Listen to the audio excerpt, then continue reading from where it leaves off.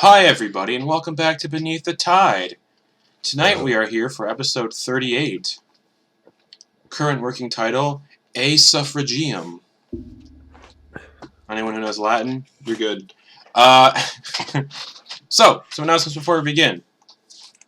I just summoned a demon. And it's going to kill everyone on stream and give me their souls. Alright, let's get on that. What fart noise does it make? We have a podcast up on iTunes and Spotify. Just search up Mimics Monstrosities, you'll find us. Look us up, have a listen, give us some sweet, sweet ratings. Because we're going to be doing some more audio stuff coming soon. In the future. Probably, you know, not Descent into Avernus. Demystifying DMing at some point. Yeah. I have a week off after this week, so if I don't do it, then I'm a failure. Oh, I forgot Thanksgiving break was a thing. Teachers get to keep all the breaks. I already had my Thanksgiving. It was fun. Canadian. Was it great? What? I said, was it great? Was it awesome? Yeah, your That's Thanksgiving. wonderful. Oh, I didn't do much. Okay. I ate some really bad roast beef. Oh, Caleb, that's remember, you're probably going to be in Roots right next week, so there might be... anyway, remember to talk to Justin about that. Gotcha. I don't know the details on your end, so...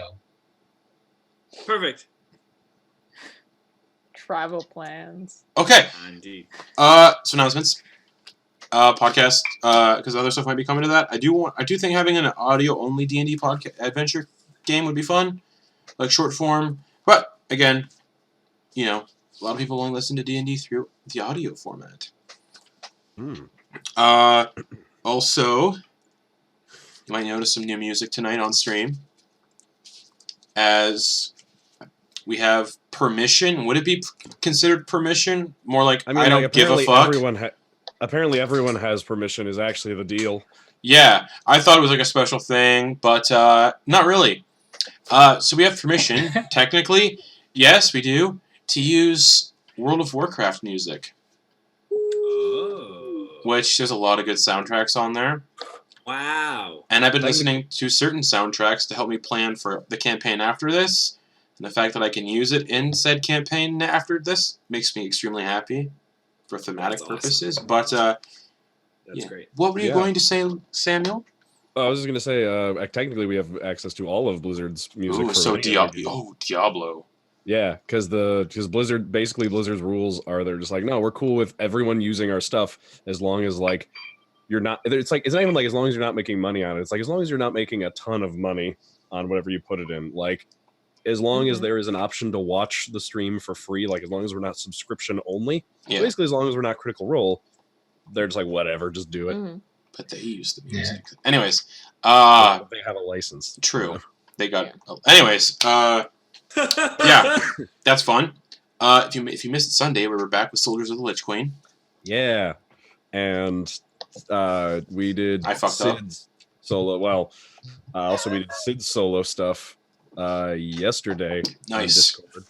And oh man, I'm excited for Sid to come back after that, and also because you guys need him. Yeah, don't attack a group of mercenaries when you're a squishy artificer. And like outside their bunk room on the 4th floor of their base. Thought I could knock them out cold. Anyways, really bad mercenary if you could. So come back next Sunday for that at 1 p.m. Eastern Time. Back to normal time next week, I believe. And then come back at 10:30 p.m. Eastern Time on Sunday to see the continuation of Descent into Avernus. We're having a lot of fun with that one. Because it's silly. And then, next Wednesday, you can tune in for a spin-off campaign of our Dungeon of the Mad Mage game, which, if you watched tonight's episode, you know why. All I'll say is... Nobody got punched. All I want to say is, I've always wanted to run a campaign set in Pandemonium. Yeah. And then... That's what happens when you get punched by a lich. This is going to be a lot of fun. And also, I don't know when, but sometime around the holidays when no one is traveling, maybe right before the holidays, sometime in December, we're going to do a little Christmas one-shot before everybody leaves to do their stuff. I remember the last Christmas one shot we did. Everybody died. Which one was that? Was that the reindeer one?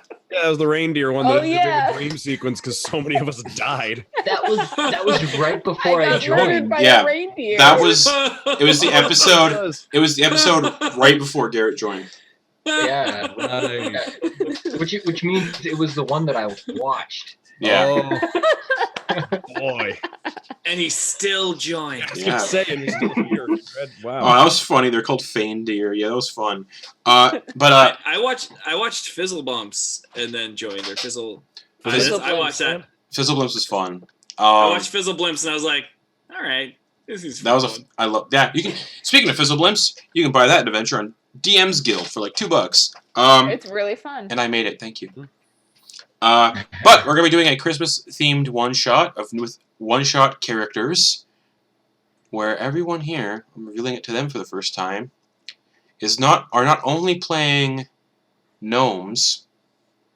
They're playing Christmas gnomes, technically Santa's little helpers, and they'll be rolling each other's characters for them, Oh, yes. picking the class. Yes. I was gonna say put in whatever numbers you want for stats, but no, you guys are gonna roll for them. Okay. And it'll be a Christmas-themed one-shot where everyone's playing little Christmas gnomes, and Santa's workshop gets taken over by the undead. Yeah, that sounds like a Just an Adventure. Yeah, there we go. Yeah. Yeah, So- there it is. It's gonna be a lot of fun. It might be different until then, so don't get your hopes up. I thought about a trick or treating one, not trick or treating. Christmas gift delivery one shot. Oh yeah. But we'll see what happens. It's probably just I got ideas, but everyone is playing Christmas gnomes, and you guys are rolling each other's characters, and choosing their personality traits, flaws, etc. So have fun with it, because you're going to be forcing your friends to role play stuff that could be really stupid. Tell us who we. I mean, okay. Wait, So- yeah. Is it? Ooh, we should roll for who gets Depending on who I get told who I'm making it for, I'll do something. Yeah. Yeah. You will I be. would love a random draw. It is random. Like a Secret Santa. Oh. It'll be a Like a Secret Secret Santa. It'll be a Santa. Secret Santa. D&D. Secret Santa's elf. So you then got, So Maybe like send them- all of the dudes make a woman character, and then so like half of us end up with like different genders and stuff. It'll be. I Hilarious. feel like that's more of a Yankee swap. so that'll probably be December 11th. Okay. Because I don't know when everyone's leaving on the holidays. The 18th might be a little iffy. So That's my Mhm. That's fair. December 11th, tune in for a Christmas one shot. It's going to be fucking stupid, and I'm excited. Don't get attached to the characters. On the 18th, I'm actually going to see Rise of Skywalker, so. And speaking of things rising, let's get into tonight's session of Beneath the Tide. So, I mean, it wasn't the best segue of the night, but like, it was, These tickle me. Stop judging. They tickle me. They tickle me. I love it. so We're good. you guys did some stuff last week. mhm. Oh yeah, time to. Basically, all I really need to summarize from last week is Henry found the first codex for pirates, did some shenanigans, hid it around the Driftwood Keep. Noose, Eclipse were hiding in a bush. Malon appeared, helped him out, brought Roman Izik and a bunch of pirates, and a siege began on the Driftwood Keep. Ogden Boon was imprisoned in the Fathom Pit, was rescued by Noose and Malon, who proceeded to knock his captor, his jailer, down the Fathom Pit to its death. And Henry started researching more into this codex, copying copies, making fake copies, doing legal stuff, possibly legal stuff. And you guys fought Monroe Quigson, the Pirate Queen. And me. And Henry. Hold on. I have a question. and it would be Ooh. awesome if it is true. Sam, is Henry proficient in forgery kit? Because that would be freaking cool. You know, I don't think he is. I think that comes from specific backgrounds. We should work on that. Okay. I mean, that would be Noose's captain is gonna put you to work, buddy. I don't think you guys have ever. Oh, I don't boy. know if you guys know this. Justin and I actually made a custom background for Henry. Oh. Which Oh. background Male is- stripper. Yes. I mean, what he does with those chains is Can't you tell by the Oh. ponytail? Oh boy. So speaking of chaining up people, Yeah, we're in it. We're deep in it. you guys fought Monroe Quigson, Yeah. and the fight was Kill her going pretty hot and heavy. She cast Disintegrate on Eclipse, and Eclipse died, because that's what Disintegrate does if you get dropped to 0 with it. Eclipse turned to dust, along with all of her equipment, all of her wealth, all of her items, minus her magical stuff, which was Durza's katana, her short sword of life stealing, and whatever else she had that was magical, flintlock pistol, her +1 pistol. However, I think enchanted that. all the ammunition for it was disintegrated, Mhm. along with Eclipse's clothes. Everything all gone. my money. gold too. All of my money. I am Oh. penniless. And Well, you're close to there anyway. and Noose, in retaliation, after being Good thing Noose has been hoarding all that money. and Oh, Didn't yeah. leave it on you. after Noose was immolated by Monroe Quigson and on fire, he killed Monroe Oh. Quigson by stirring up her insides with his spiritual weapon. And me forgetting the mechanics of Revivify, she shouldn't have been able to come back because her organs weren't intact. But Oh. Noose brought Monroe I Quigson brought back back. brain activity. Brought back Brain Monroe activity Quigson for the moment. with She was Reviv- probably in the process of dying, like liver failure and Yeah. everything. brought her I back with mean, Rev- she wasn't revived long. brought her back with Revivify, pressed her for questions and answers of what she didn't give, and then basically just said "fuck you," and snapped. Did he even ask questions? I thought he just brought her No. back and killed her. I think he was prying for information there, and Okay. he snapped her neck with his whip, killing her a second time within minutes. It was like I think it was like the next round. So she died twice, and then in came one of the other organization leaders, Captain Archimedes Rudder, a two-legged turtle, two peg-legged turtle, Okay. who I actually have official art for, and so- because he was a PC that I played in a previous campaign somewhere, and he came in and just burned Monroe Quigson's body to ash, preventing her from technically being brought back unless with other magic. And you guys received a message as Roman picked up Eclipse's ashes and Durza's katana and left. You all decided during this time what the fuck to do with Henry, who was technically being a traitor, a mutineer. Who knows? Well, you guys were mutineers. I was technically, legally being loyal to the queen. I mean, if True. we're being honest, he's got a point. And after some legal mumbo jumbo revealed that Henry wasn't punishable under pirate laws, couldn't be murdered because, well, the law of parley would not affect Henry because he was not a pirate, but they could not kill Henry because he is technically a civilian. After these discussions, it was discovered that another Tidesmoot was going to happen where a new pirate king or queen was going to be voted in the following day. During this break, essentially, you guys heard Roman send you a message about, hey, come to this certain location. You know, your friend Eclipse died. We should pay some final respects. Essentially. And when arriving there, you guys saw Roman standing in a beautiful sort of glade with a big tree, beautiful fruits and flowers everywhere. And after speaking to you all, each, not really Henry because he wasn't there, Henry was back at his little office doing whatever he was doing with codex stuff. Doing important stuff with And paperwork. Roman basically looked at every one of them, thanked them for helping him, thanked Noose for restoring his memories, and Roman shattered Durza's katana, revealing the entire purpose of said katana to bring back Eclipse should she ever be killed. The only stipulation is, well, the person has to give up their life to bring her back. Which Roman did. And Roman died, and Eclipse's ashes reformed her body. She laid there nude, all of her equipment gone, except for her magical stuff. And the party put a blanket over her.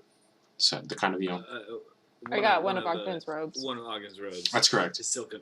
She has got a silken robe now. A silken robe, and that's what we're going to pick up with the three of you kind of standing in this glade, Roman's lifeless body, leaning up against a tree. And Eclipse, when you did die... I knew it. I fucking knew it. No visions whatsoever. Oh, what? What? However, Oh. and that kind of gives you the idea that maybe a certain somebody has reformed and is not in the Nine Hells anymore. Well, Oh, shit. no. And Oh, no. And we don't have Roman around to kill him. No. I can Good fix thing that. I got a magic weapon now. Ow, which one? Durza's was... short sword of life stealing and her Yeah, I pistol. still have my short sword. Pistol with no ammo. Yeah. The only items I have are magic. But yeah, you guys pick back up with Eclipse, wow,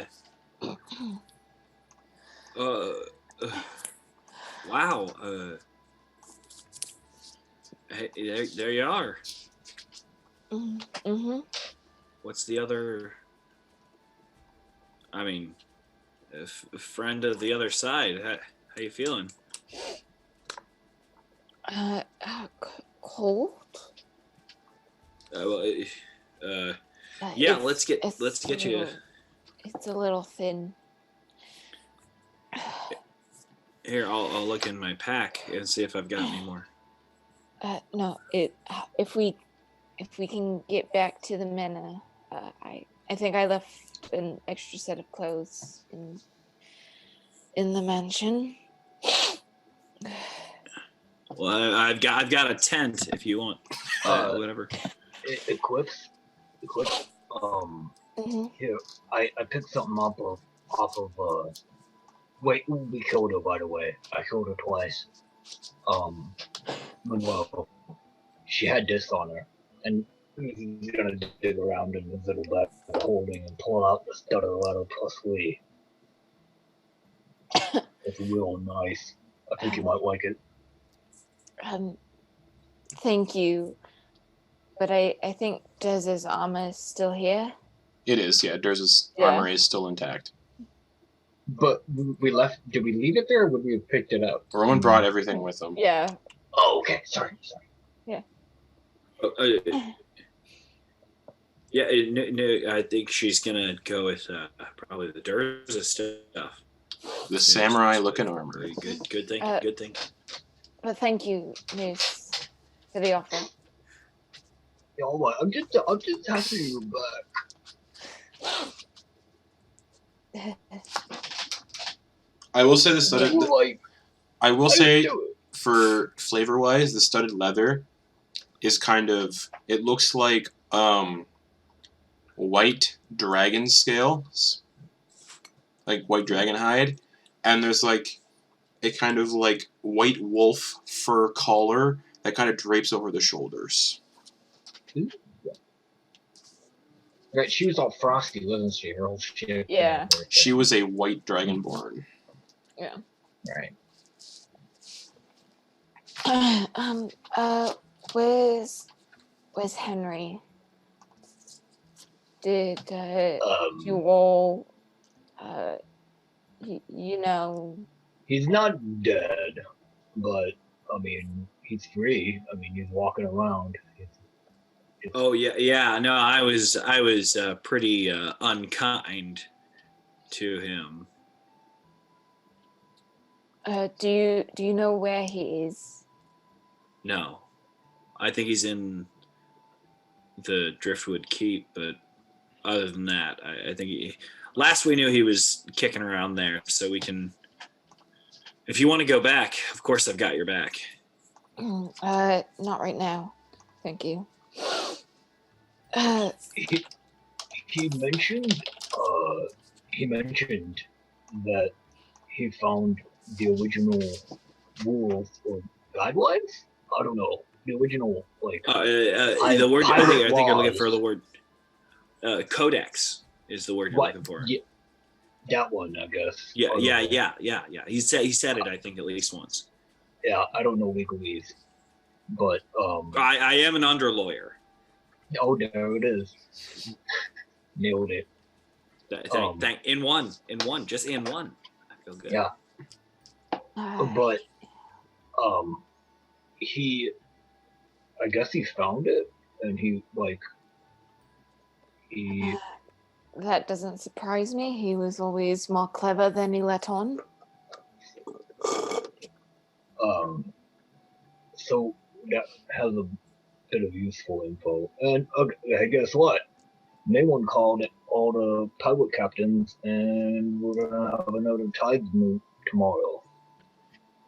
And just so you guys know, based on the time of day, tomorrow is probably 10 hours, based on everything that's happened. So it's pretty late in the day. Yeah. Moving the whole cleanup at the Driftwood Keep. Based on where we are, right? Yeah. I don't think we can make it back to the mansion if we want to get a rest in. At least not walking. No. If I could just get a clean shirt and a set of trousers, that would probably be enough for the meeting tomorrow. I think I got you covered there. Well, I mean, if you've got that armor and stuff, I think I've got, here. And he, takes the Dionicus studded leather and, tears it up a little bit and makes, makeshift pants out of it and does a little quick little sew job on it. I love it. Oh, is it good? Is it good? She tears up a little bit because I love it. It's like, they're great news, thank you. And she starts to pull them on. They're a little tight, but it was a bit snug, but I figured that was the style.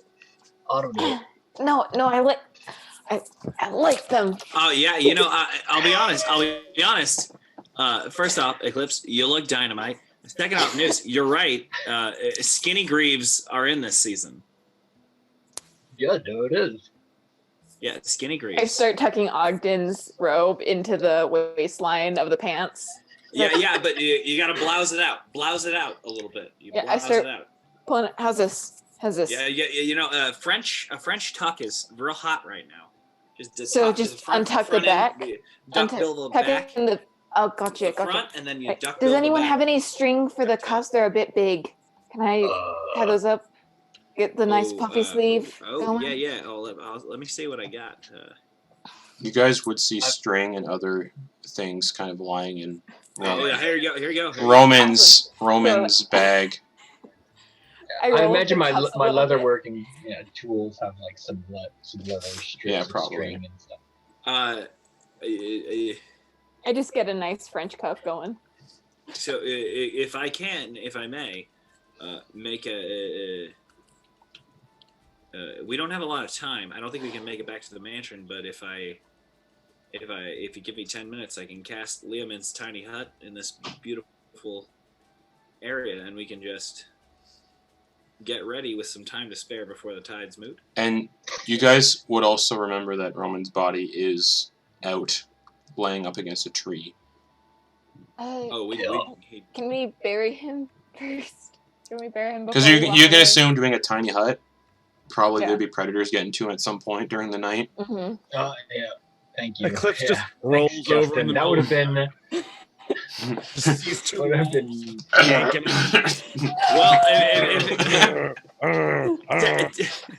Technically, if he's in the hut with us, he'd be fine. But also, then he'd probably be a body in the hut all night. Roll over in the morning. Hi, Dad's corpse.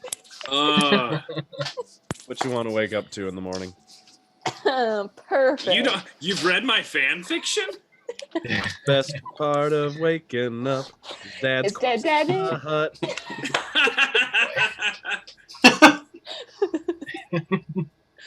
Snaps. Just Oh. rolls right off the tongue. Reminds Yeah, me. it's really great. Reminds me of the last time I was at Pizza Hut. Anyways, What? Well, I've got So with- concerned.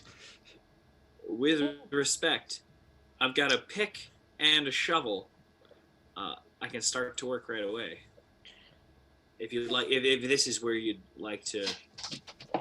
you three would remember that Noose, Henry, Ogden would remember, or Noose and Ogden actually would have remembered saying Roman said this would be a good spot to just He stay. loved it. Yeah. Yeah, he absolutely. Yeah. I absolutely remember that. Yeah. Mm-hmm. So I'm gonna take the shovel and just start digging. And let me help. We want to save that top grass because he really we want to save that top grass. Oh yeah. So when we put it back down, we can really meld with it. So I don't know. I immediately I want to do a help action at all if I want to get that. I don't know if this is in bad taste, but should we plant something on top of him so that he, nothing nefarious will get to his body? Bag of beans. Oh no, I could put a bean on in there. Oh god. Oh no. It could be good. The bag of beans does have a good Yeah. thing that can happen. Mm-hmm. If somehow he turns into a plant from Little Shop of Horrors, but Audrey muppeting Roman's body, just going, feed me outside of his body, just dangling. Yeah. That Or, would be a nightmare. or That would like be a, a nightmare. or one of those land, Why are you giving Justin ideas? or one of those land sharks. So- the Bullet. Bullet, yeah. So, what are you guys doing? Ogden and I are starting to dig up the grave, protecting the top grass Of course. layer. You guys can easily do that, yeah. Yeah, and just 6 feet deep, 5 feet tall, or 6 feet tall, long. Yeah. Okay. 6 feet wide, 8 foot deep. Mm-hmm. Okay. Just a big old rectangle, and then gently put Roman in Okay. with any remains of Durza's sword, though I'm Yeah, pretty sure it ash. it turned to dust. That's what brought you back. Yeah. Yeah. So that's the initial sprinkle, is I get some of that Durza's sword dust and sprinkle it over Roman, and then I start shoveling the dirt All back right. in. And you put all his equipment in too, like his great scythe Yeah. and everything. Okay. Mm-hmm. I want to cast Encode Thoughts, and I want to pull out the memory of Roman's funeral words, Mhm. like that whole scene, Yeah. and hey, Eclipse. I pause and just lean on the shovel very casually.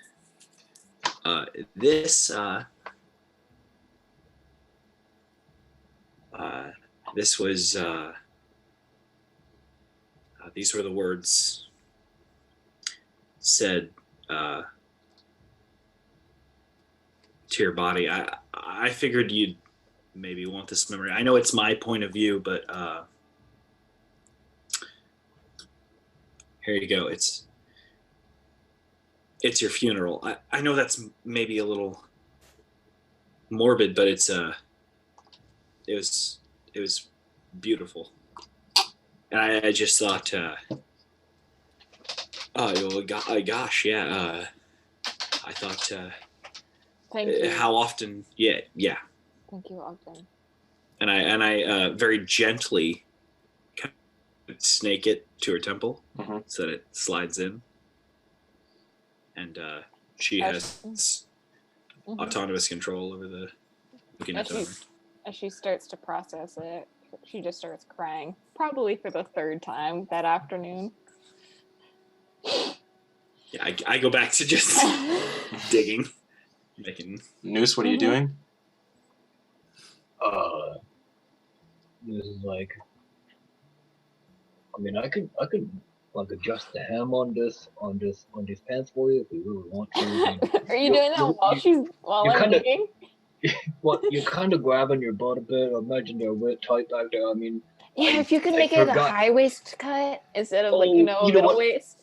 I think I found out the problem. And he goes, "Sk-" and your tail. Oh, That's that's I knew I was Jumanji. forgetting something. I knew I was forgetting something. It's not that. Oh.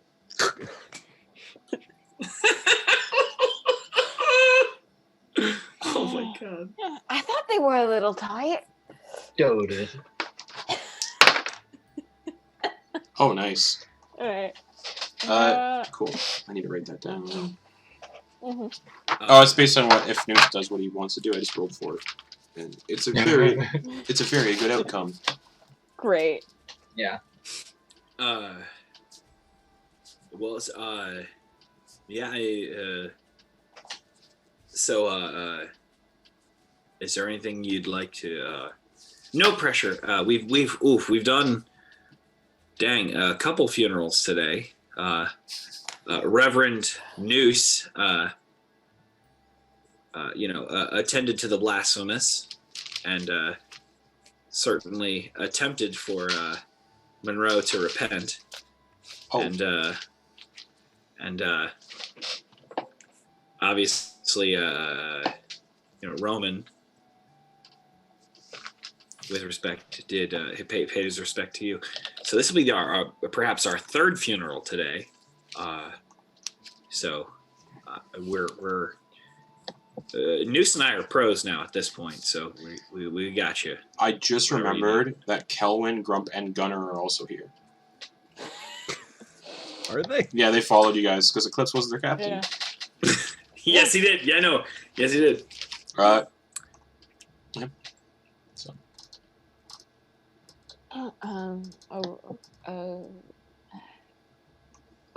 well, I was never really one for words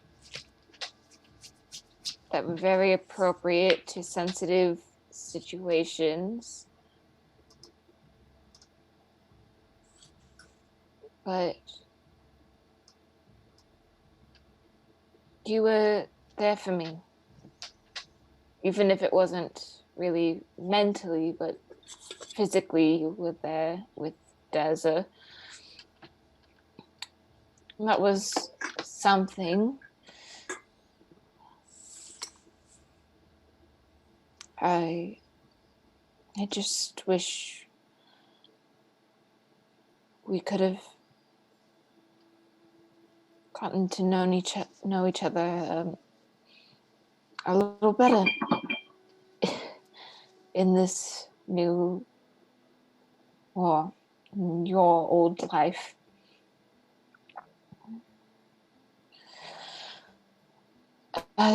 You were the closest thing I ever had to a family before I met Noose and Ash and Ogden. And now it seems his family's getting smaller with every blink of the eye.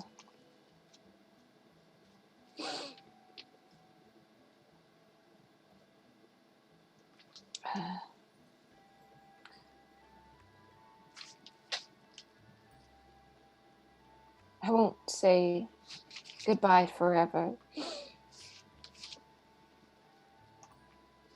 So,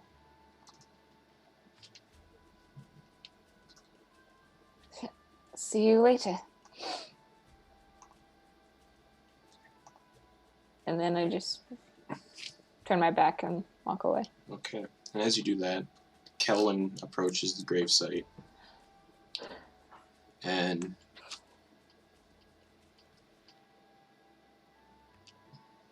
he's just like, "This is going to take some time."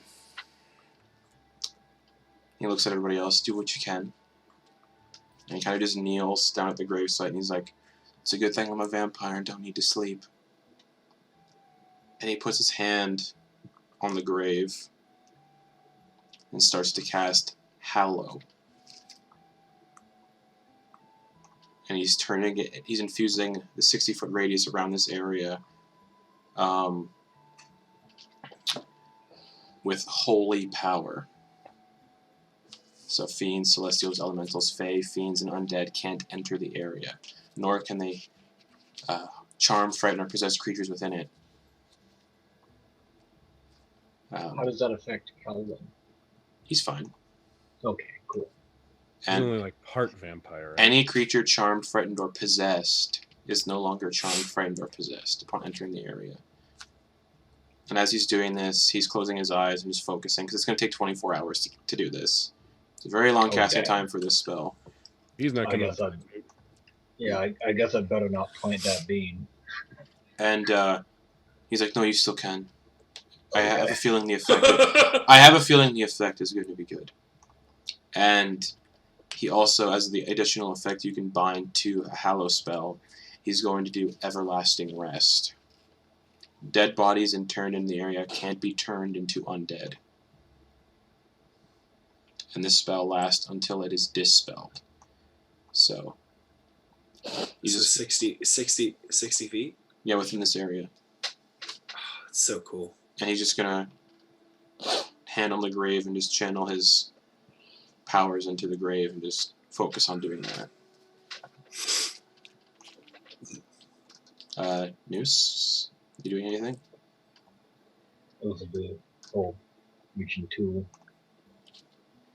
Pull the little bag off his little hip and the look at Eclipse. Be like, and he shakes his beanbag. Yeah.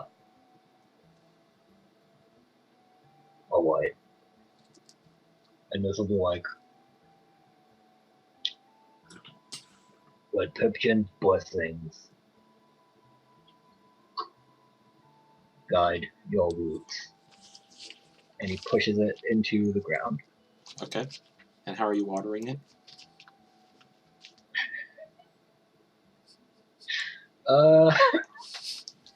Let's see. You know what? He's actually going to, he's gonna water it with a potion of healing. Okay.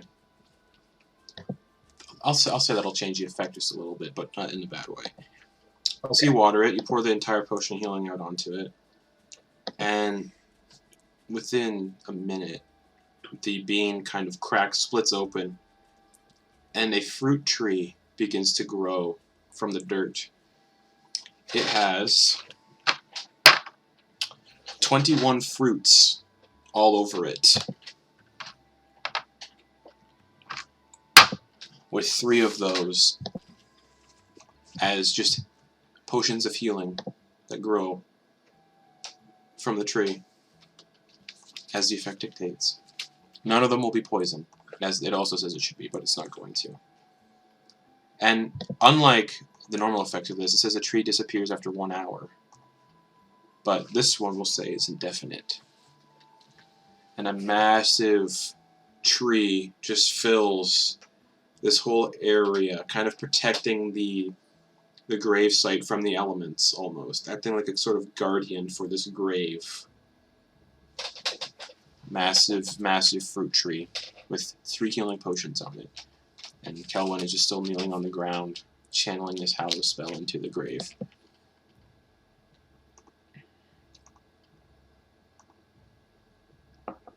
Do do do do do do do do do do do do do do. I start casting Liamon's tiny hut around us, around everyone, around the grave, around Kelwyn, around Okay. Eclipse, around Noose, around Gunner, around. Oh no, I'm missing a name. Grump. Grump, as well. Well, didn't Grump die? Or was that one? What? News to me. That was Lom. No. Oh, Lom. Lom. Yeah, Lom. Lom died Lom. on another island. I don't even know my own crew. Regrettably.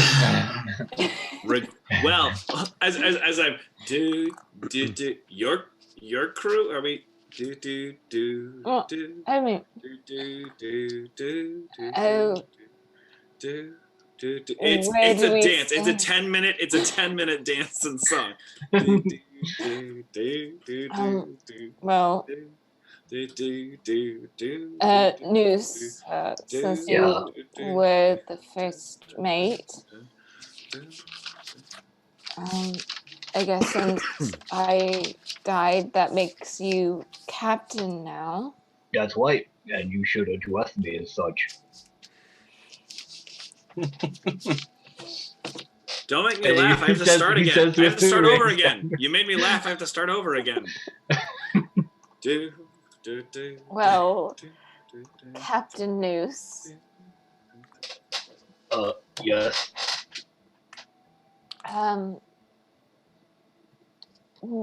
is it possible that I could borrow some coin? I seem to have lost mine upon my death. What you need it for?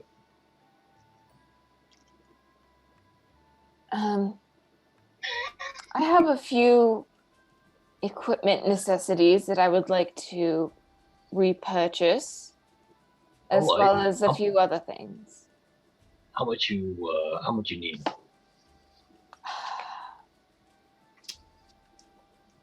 200? And you gives her 400.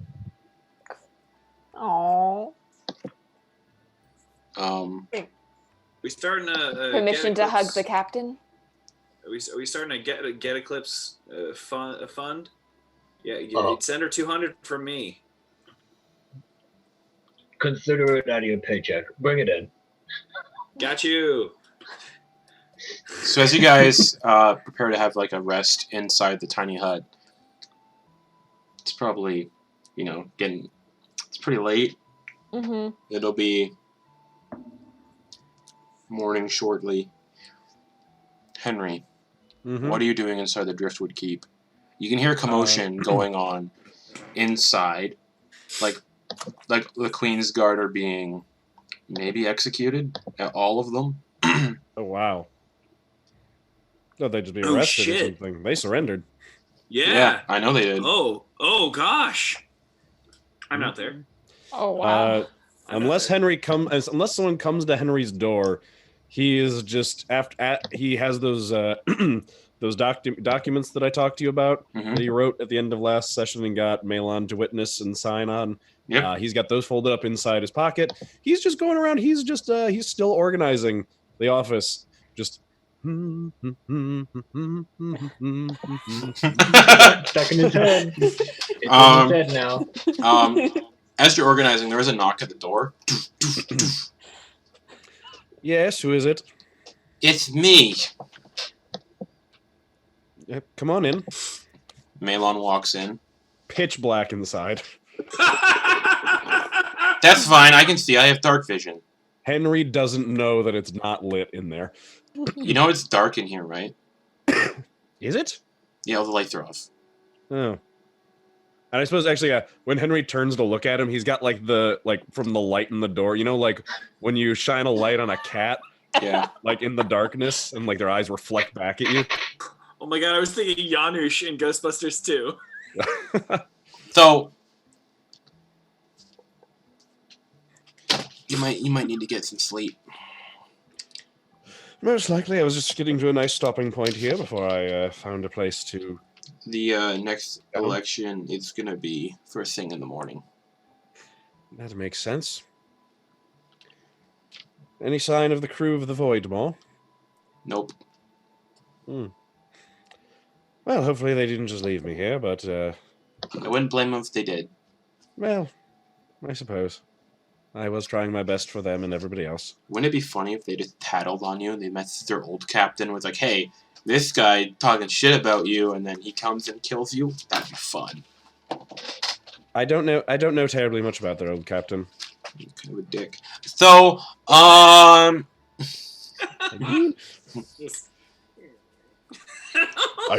could probably take him. Oh! Oh man, I heard he's possessed right now by like a entity, so that'd be really cool. Just like you are. So, man, I think Sam what a has a thing. what a coincidence. Listen, if this was possession, I would have way more control. Oh, I just realized Henry can't go to the gravesite. Mm-hmm. So, Boom. What the? actually, no, Henry could. Oh, He can knock and ask. and then the possession would, then Carnifex would go. But the thing is, he's not possessed. That's They're true. like That's stuck true. together, so I don't know Yeah. how that would work. Unless somebody He can- else would. he Anyways, can knock and ask. Malon's just like, so I advise getting some sleep because you're also going to be on trial. Oh, that's right. Yes. Well. Okay, goodbye. I'm watching you, and he just leaves. Thank you. Oh, is there a bed in this room? There is. It's where the old archivist would probably like. But you see, the bed was kind of like covered in books and papers, so there wasn't actually room to sleep on it. Since in my organizing, Yes. I probably like cleared off the bed It's- at some point. Yeah, it's like a mix between a single bed and a very narrow couch. Oh, yes, very familiar. It's like what I have in my apartment. If it had books on it, it is lumpy as hell. Like I said, it's like what I have in my apartment. Henry is not a well-paid lawyer. Oh no. So, do you lay down for the night? Because Henry, you Yes. are hurting, good sir. Oh yeah, yes. Several fireballs to the face will do that. Also, we need to remember that every time Ogden Boon, Ogden Boon is knocked unconscious, he is stabilized by his ghost lantern. Oh, that's right. Right, yeah. So I keep forgetting. So yeah, you guys all I do as well. you guys all lay down. You all gain the benefits of a long rest. You guys pass into the 4th day of Tri-Bend, which is springtime in my world. And May I ask something? sure, Okay, so we did. How long does it take to attune to an item? short rest, not long. Sure. Okay. You would definitely so be attuned to that Staff of Frost if you want to. I was actually going to attune to the diamond thing that Noose gave me. Oh, the Headband of Intellect. Thank you. Yes. I was going to attune to that, and I believe since I have, I'm looking at my equipment. Since I have the attunement thing, I'm actually going to unattune to the feather token anchor, Okay. and then attune to the. Excuse me. Sorry, I'm in the. Oh, let's look behind the curtain. I'm in halfway through a burp, which is a nightmare for me because I'm trying to be professional and cool, but like this burp is right hanging out. I At feel any you. rate, Do you need to attune to the feather token? Nope. it was on my. I don't. No. Oh, it was on my attunement. Oh, well then I'll just click that. I'll click that bugger back on. Oh, it's a charge. Okay, sorry, I didn't understand what the squares meant. At any rate, I have attuned to the Ghost Lantern, the Necklace of Adaption, and the Headband of Intellect. Currently, those are my attunements. So your intelligence is now 19, I believe. Oh, what word? I think that's what it does. Yeah. Mhm. What? I didn't even look at that. Oh, okay. Well, I feel It's like smart as heck. big brain. Yeah. You're I'm suddenly you're- Scarecrow with a diploma. I'm Scarecrow with a you're- diploma. your history bonus is now +10. But as you guys awaken the tiny hut, the tree is still there. Kelvin is still there, focusing on Hallow. And as you're all sitting there, Noose, you hear a little beep in your head. And it's like, hey guys. Well, hey Noose. It's me, Malon. Hello. So, wherever you guys are, the Tidesmoot's happening in about an hour and a half. All the organization leaders are here. You can reply to this message.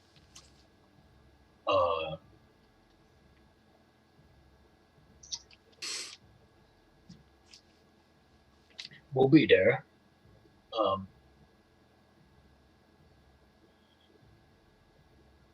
You don't have to answer, but think about who you should vote for and whether that aligns with our mutual friends. I have a person in mind, but want to hear what you think. He doesn't respond.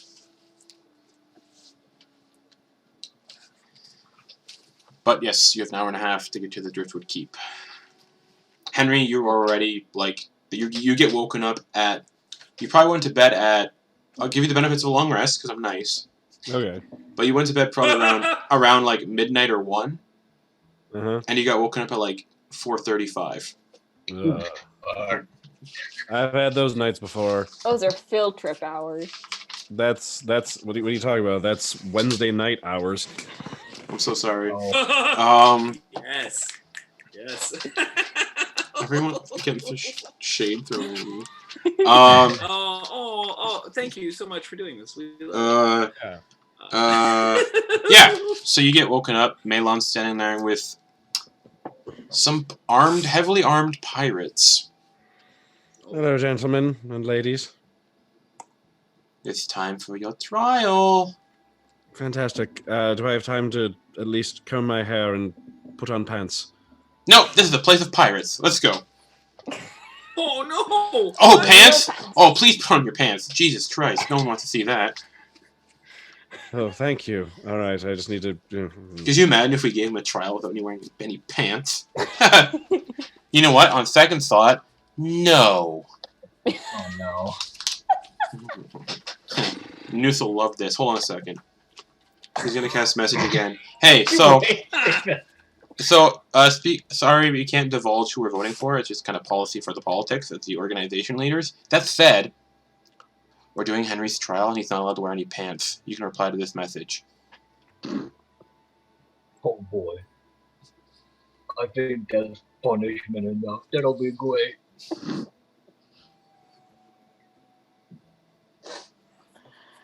And yeah, Henry, you're led down into the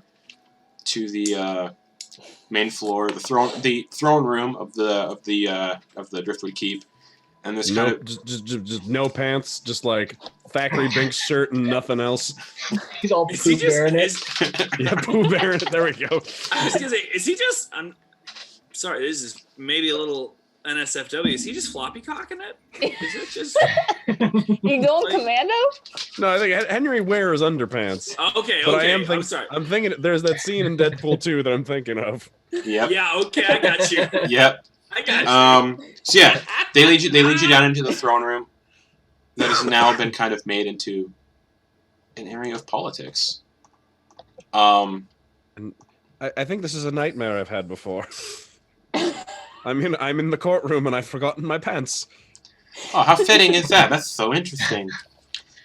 Malon kind of like just looks at one of the pirates and rolls his eyes. This guy is so much fun. Henry, you're a blast to be around, my friend. Perhaps that will help convince you not to execute me. Yeah, we'll see, I guess. Hopefully your friends get here. And he leads you into like one of these podiums and it tells you to sit down. Like, just sit here, Henry. All right, yes, thank you. You don't have a lawyer for this, so you're probably representing yourself. Well, I am a lawyer, so... Pirates don't really care about lawyers, so this should be interesting. Oh. And he's like, don't worry, I believe in you. That's a nightmare. That's a full-on nightmare. And this little black-skinned kobold wanders over to his seat at the organization table, at the council table, and sits down. All the other leaders are there. I'll re-describe them so everybody can remember who they are. There is Alistair Crowley, a damp peer, very handsome-looking, goatee, very fine, elegant clothes. He dresses like Alucard from Castlevania. Of course. There is, Yeah, of course he does. Of course he does. He's gorgeous. I get it. Yeah. There's Archimedes Rudder, the turtle pirate with 2 peg legs, big feathery pirate hat, red Scarlet Banner coat that he took from a Scarlet Banner member he killed. He's gorgeous. I get it. Yeah, he's a turtle. eye patch, just encrusted with gems. There is Stigwell Millwright, an incredibly deaf albino rat folk who has a hearing horn at all times. He's gorgeous. I get it. Then there's Malon Grassbladle, who needs no introduction. Yeah. There is Shrillbeak, He's a a Kenku, 7 at best. a Kenku whose beak is made entirely of metal. Damn. He's handsome. We get it. He's handsome. Oh, we get, yes, Henry. yes, we get it. When you see Shrillbeak, you immediately recognize who that is. Oh. He is the word? organization leader of Cala de Cuervos. Oh, so I've seen this guy before. In passing, once in a while, maybe. And he looks at you, and he's just like, he's looking at you and just going. And he's the Kenku. He just, when he speaks, it's in different different voices. Just, I recognize this guy. Probably some, I'm guessing it was like one of those things. Like I know this guy, but I have no idea who. But can't like, figure it out. why, He's like eyeballing I'm just you. like some random backroom lawyer that no one, but like the most exciting part of his day is going to buy groceries. And because there are no longer Sorry. because there are no longer 7 organization leaders because Monroe is dead, the 6th and final organization leader is Plank Swiftpelt, a tabaxi who looks like a snow leopard and dresses in a lot of flowing silks and smells heavily of perfume all the time. And his fingers are always coated in rings. He's handsome. We get. And yeah, this is the council for Henry's trial, and you get to look it over all these people. Henry, these are the people that are basically deciding your fate.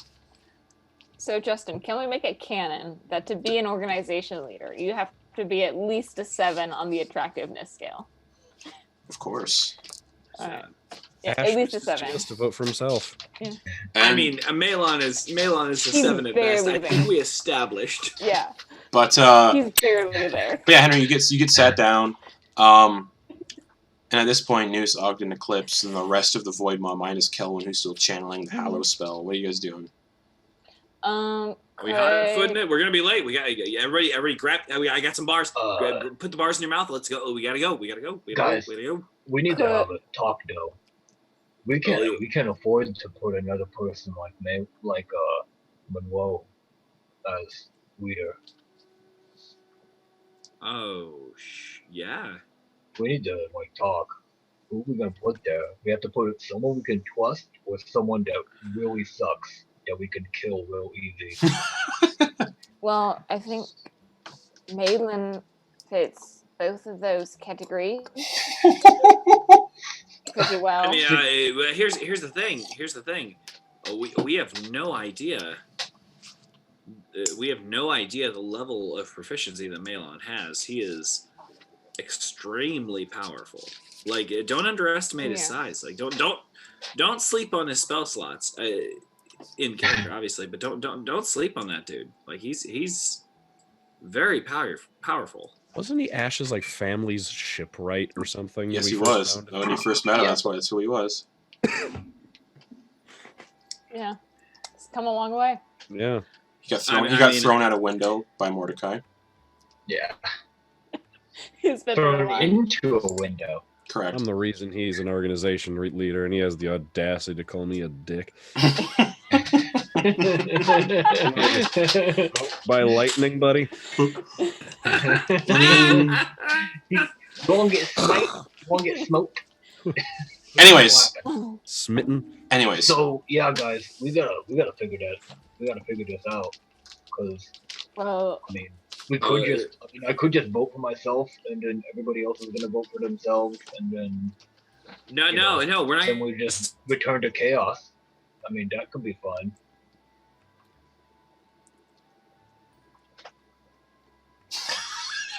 oh no, Caleb, unfreeze. Caleb always freezes at the funniest place.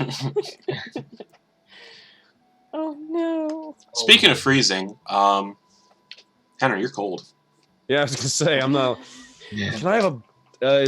Would it be too much to ask for a blanket or a piece of fabric or anything to drape across my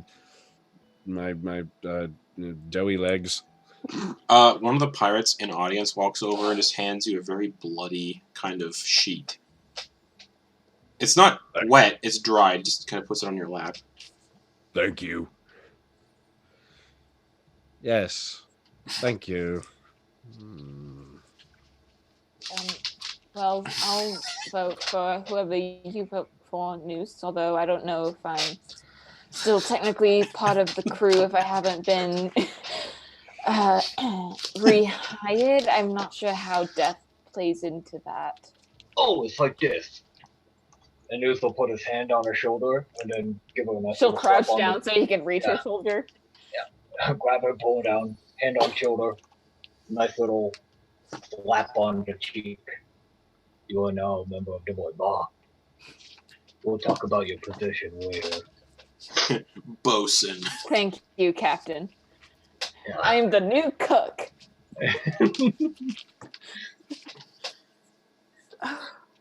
Not gonna do anything else with that Constitution score, that's for sure.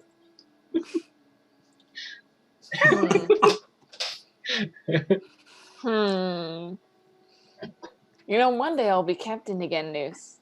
When News dies. Yeah. Eclipse snaps his neck in his sleep. Just shh.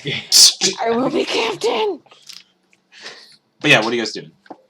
I feel like So Caleb. have we made it to the? I assume you guys are discussing while you walk. Okay. Mhm. So, I don't know. The only person I really trust would be like, you, Eclipse. That's a good joke, Noose. Well, think about it. That would be kind of nice. You could get. I don't know. How would you run us? If you let's say queen for a day, what would you do? Well, maybe make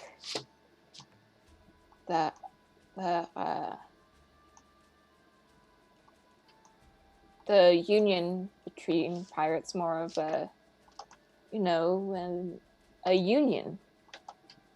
You pay your dues, and in exchange you get benefits. Those dudes, though, Monroe, she quanked them up. Well, I was thinking either 100 gold or 20% of your plunder, whichever.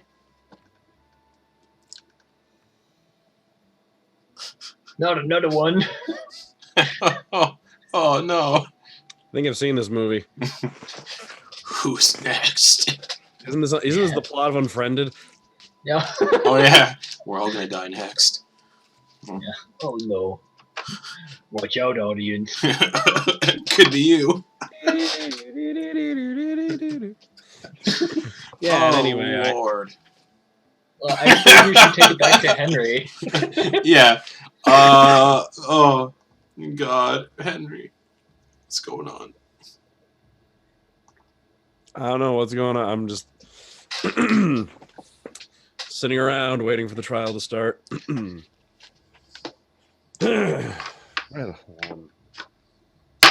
One of the audience members pelts a rotten onion at the back of your head. You want to try that again, pal? No! Smart man. All the organization leaders stand up at their little seats. Malin has to stand up on a crate. There we go. That's better. Yeah, my internet just dropped randomly. Oh. Yeah, that's the first time that's happened. Also, I wanted to share this with everybody. I haven't got a chance to roll it yet tonight, but... So where were we? Sorry, I was going to say, I got a new die. Because I got a Dwarven Forge Kickstarter order that I ordered last year, and it just showed up. And they sent me a metal Dwarven Forge D20. Nice. Yeah. But yeah, you guys are walking to the Tidesmoot, the Driftwood Keep, and you guys can pick up your discussion again. And Yeah, so you would, if you were queen for a day, you would try to unite everyone, make sure that. mhm, I mean, lucky for you, she cranked the taxes up so high that I mean, you can just almost kind of anything is better than yeah. what Thankfully, was you're there. not allowed to collect taxes. It's I mean, it's dues. Dues to the well, we don't know that yet, right? yeah. No, I shared the I was actual. I dead. read the actual. Oh. Oh, that's right. But I read the actual code in news. Yeah. Oh, all right. I don't remember all of it, so I'll just assume that. So yeah, about those taxes. What about Uh, them? So apparently, Henry came upon some of the old rules, and they said that you couldn't get taxes, or I guess little tithing from Oh. ships under you. Hmm. It was purely for like organizational purposes and while maintaining some type of individuality. That's a big word for me. Mm-hmm. All right. Well then, I guess I won't be setting up that system then. I mean, I guess. I mean, the second thing I'd like to do is kind of unite all the organizations and try to stop the Sunken Lord once and for all. That would be good. I mean, if you were queen, you would kind of corral everyone a bit better. I think be like you might carry some weight and be able to plan stuff. Yeah. I mean, I don't know if you need to be captain first before you become queen, though. So I might have to temporarily make you captain. I told you I'd be captain again, Noose. Shut up! Shut up! You're dumb. Yes, sir, Captain. That's right. And at this point, you guys would So- get to the ruined front gates of the Driftwood Keep. And just so you know, Caleb, Ogden or Noose and Eclipse have been talking about voting for Eclipse as the queen. Yeah, I still think we could sweep the leg easily on the peg leg turtle, but that's physically speaking not really literally. I don't know what his special powers are, but I feel like physically he hobbles around, but probably he's strong. I had to say that because there are spells to manipulate wood, but not legs. Eclipse, yeah, great. Oh yeah, she'd be a great cat, a great pirate queen. And also, finally, we get a woman captain in the office. I mean, oof. Well, I'm That was tired. Monroe. I mean, Yeah. I know Dragonborns are a little wizardly, but I mean, Monroe. Well, no, I'm Quigson saying let's gal. keep that train going. I'm not. Oh, okay. Obviously, Monroe, yes, but I'm saying, well, I'm just saying. Well, you get it right once, maybe try it again. Not with such a turd. Boom, nailed it. Monroe, full on turd. Eclipse, not a turd. thank you. I'm just saying. Yeah. Oh, yeah. Are you guys here for the Tidesmoot? Is Ogden having a stroke? Yeah, we're here for the time. The headband of intellect is just like, what's happening? I am captain of the Void Maw. No, you're not. Yeah, I am. Since when? Yes. Since when? Since this one died, right here. Well, she's right here. And Yes, right. I was dead for about an hour. I looked at Ogden and Noose like, it was about an hour. I was dead for about an hour. I Yeah. gotta No body, amend. nothing. Man, I've the only times we've had to amend the papers for the Void Maw, like so many times now. Yeah. He scribbles I something can- down. Alright! Maybe just to reimburse you for the ink and paper, we can do that. No, it's fine. And he kind of Alright. just gestures for you guys to get inside. Mhm. You guys step inside. Grump and Gunner follow. Just tuk, tuk, tuk, tuk, tuk, tuk, tuk. And you guys find your seat. You do see Henry currently in his little booth getting ready for trial. And all the organization leaders standing up, and Malon's like, okay, first order of business. We are down an organization leader with the death of Monroe Quigson. So,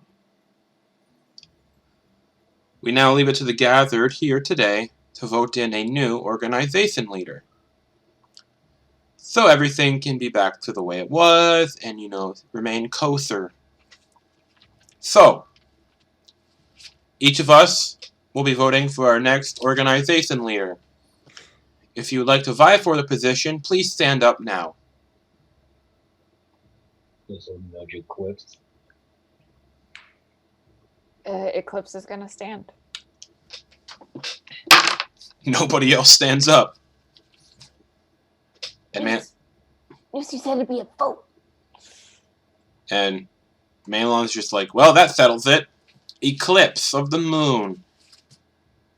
Captain of the Void Maw. Would he have known my full name? I don't think I've shared my No, it's full name true. with anyone. True. Eclipse. Okay. Captain of the Void Maw. Oh, she's not captain anymore. It's Noose. Aye. Oh, well, unfortunately, only a captain can be an organization leader. She's captain. Oh, God! And you hear the other guy go, for fuck's sakes! I just me. He doesn't even try yet. All right. So Eclipse, they motion all six of the organization leaders motion for you to approach them. All right, I do so. Okay. And Malon looks down at you. What is the name of your pirate organization? Not the name of your ship, but the name of the whole organization for people that will sail under you. Shit. Oh, shit. Okay, I'm writing it down. No. Let me just pull up a quick generator. I'm real great at naming things on the fly. Shout anything out, go for it. You could do some like the followers de Luna, or maybe the Lunaneers, perhaps, or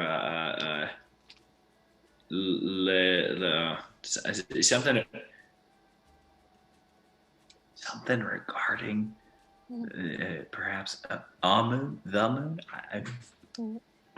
Fades back. Silver Moon. Silver Moon?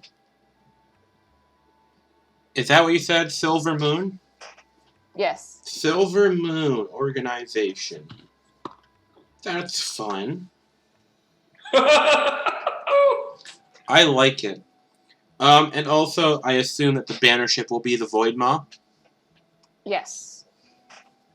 Wonderful. It's like the smallest ship out of all of the ones that are congregated on Red. Yep, it totally is. Yeah. Yeah, the other ships have crews of like hundreds to whatnot. You guys have. We got what, 6 people? 6? 7. 6, 7? 7. Or wait. 7. 4 plus 3. 7. And then they gesture you towards the empty podium where Monroe used to sit. Mm-hmm. You sit down. Right. Mm-hmm. All right, excellent. So, first order of business is the trial of one Henry Lofferton. I slowly look over to Henry. And that's where we're going to take our break. Ooh. So we'll see you all back here in 5-10 minutes. So, Boy. see you then, everybody.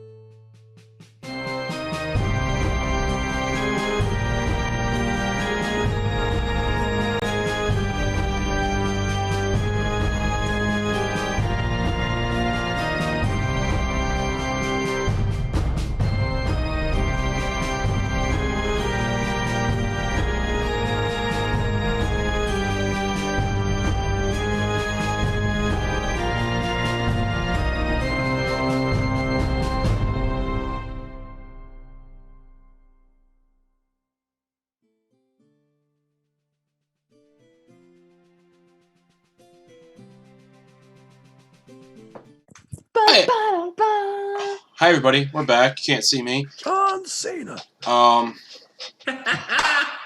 we're back here with the trial of Henry Lofferton. So let's see what happens with that. And let's find some music that will be fun for a trial. Congratulations to those who are skipping out on the Democratic debate to watch a trial.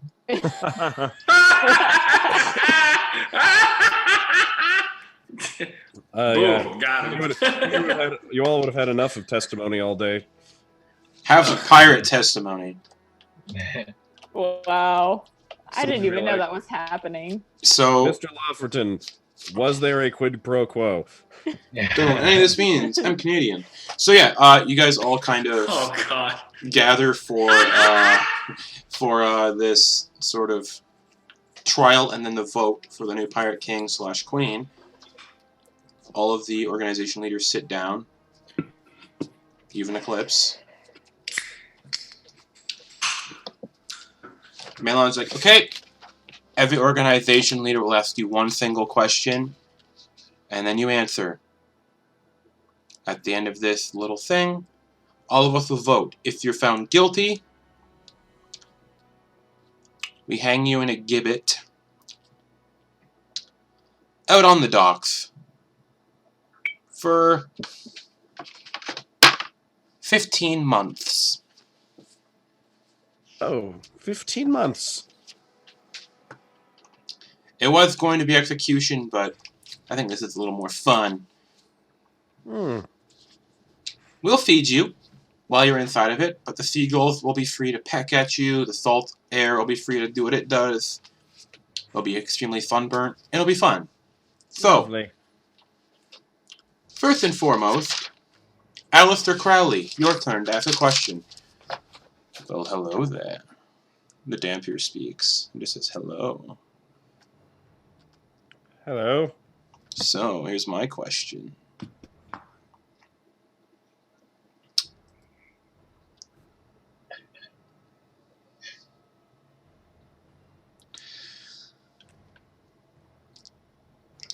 Hold on, I'm thinking.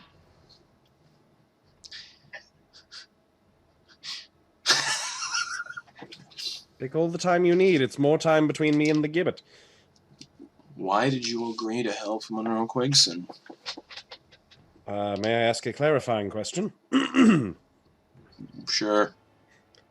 At what point, at which aid, which agreement are you referring to? We'll say when you attacked your fellow crew members. Well, at the time, technically I didn't agree to help her in any additional capacity, though in accepting the passage of the crew, I suppose I placed myself under the general protection of them and therefore any organization that they were part of, and therefore when they attacked the Queen, I was then acting in accord with the current ruling structure. God damn it. Well, that's my question. No questions, unfortunately, during the trial.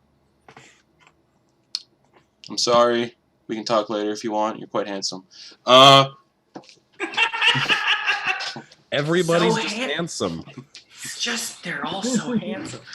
Next. And I still lean back respectfully, but still. Next up, Ogden Boon, he's so hot right now. Archimedes Rudder, the turtle, and he's like, "Oh, hello there, Henry." Hello, good day, sir.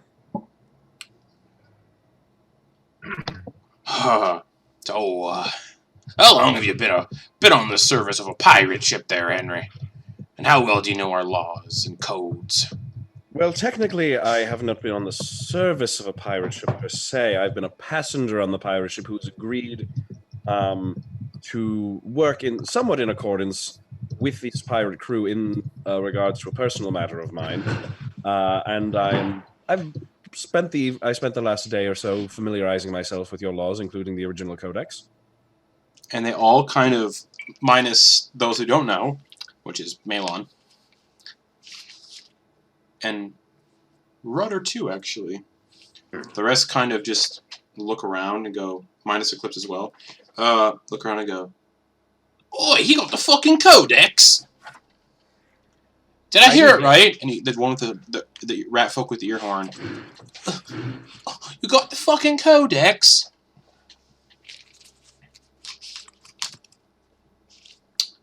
Yes. Archimedes is like, "Oh, all right. Bring it up here for evidence, please." I don't have it on me at the moment. Well, then I guess you're fucked. We could send. It's in the building. I was just, not allowed to really put on pants or gather my effects before the trial, so I apologize if I wasn't able to bring the evidence with me. That's generally not how we do things. Oh, that's weird. Malon's like trying to hide like a little giggle, just like. However, the gentleman that's raising his hand, if I could ask for his aid, he could. I believe he has a means of retrieving it very quickly. Is this true? And he looks at you, Ogden. Yeah, I just have to read his mind and figure out where he put it, or just go by his word. If it so please the court, if I'm allowed to speak, I'd love to just real quick just ask a question. One question, one response, and then let the winds of the sea decide. Pirate stuff? Noose? Pirate stuff? Noose cast guidance on Ogden. You're gonna need this. Alrighty then.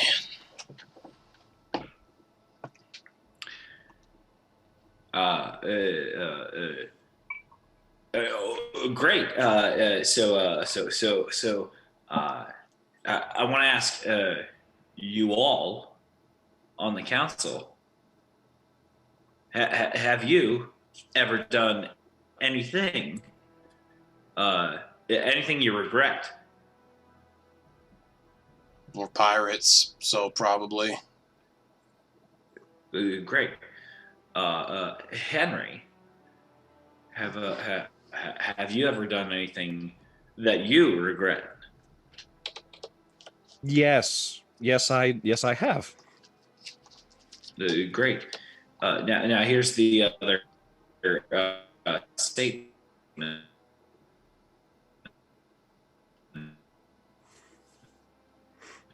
Oh no. Not again. Oh. We'll take responsibility. Am I back? Yes. Yeah. You're back now. Caleb voice? Yeah, you're back now. Where'd you lose me? Right Where after did you lose me? he said, right after he said that he has regrets. Great. A statement. If you'll allow me, if you release this prisoner to me, I'll take on his punishment tenfold, were he to cause any other infraction. I'm gonna just glare at Ogden. It's generally not how we do things here. The trial does I don't know. I'm not really. What I'm gaining, let me explain. What I'm gaining is someone in debt to me, and what you're gaining is, frankly, a lack of blood on your hands. Fuck it. We need to get this over with anyway. All those in favor of whatever this plan is. Archimedes raises his hand. Malon raises his hand. The rat folk does not. Shrillbeak does not. Eclipse does not. And Plank does. So that is... Oh, Alistair forgot. Alistair does put his hand up. Because Alistair keeps staring at Henry a little bit. So 1, 2, 3, 4. 4 of 7 vote in favor. All right.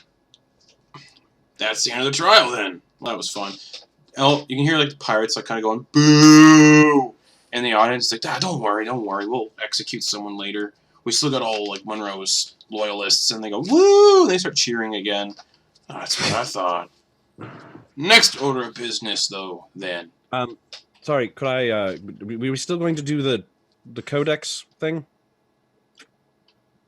Yeah. I know that you are kind of limited, Henry, in your abilities.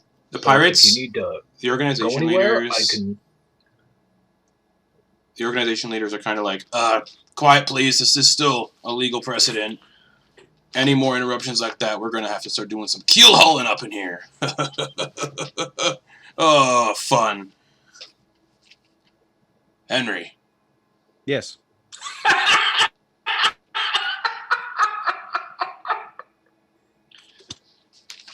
As we were saying, let's get this codex stuff over with. Right? Everyone just seems to be having internet issues tonight. So yeah, last I thought Archimedes' rudder is just like, alright, bring up the codex, Henry. Ogden, could you send Icarus up to my office? No, sorry, can't do. Icarus is back at the mansion. So it's going to take me 10 minutes. If you want to take a recess, I can... Oh. Yeah. Oh, yeah. And that Spectre that was helping me is gone. You didn't bring him with you, did you? The Spectre vanished when I went to sleep. And I believe Icarus was actually blasted during the fight with Monroe. The first one. No. Maybe the first one. Yeah. Yeah. No, we brought Icarus back. I think he's in the mansion. I thought. Nope, he got. Nope. I thought he was. Nope. Okay. Fair play.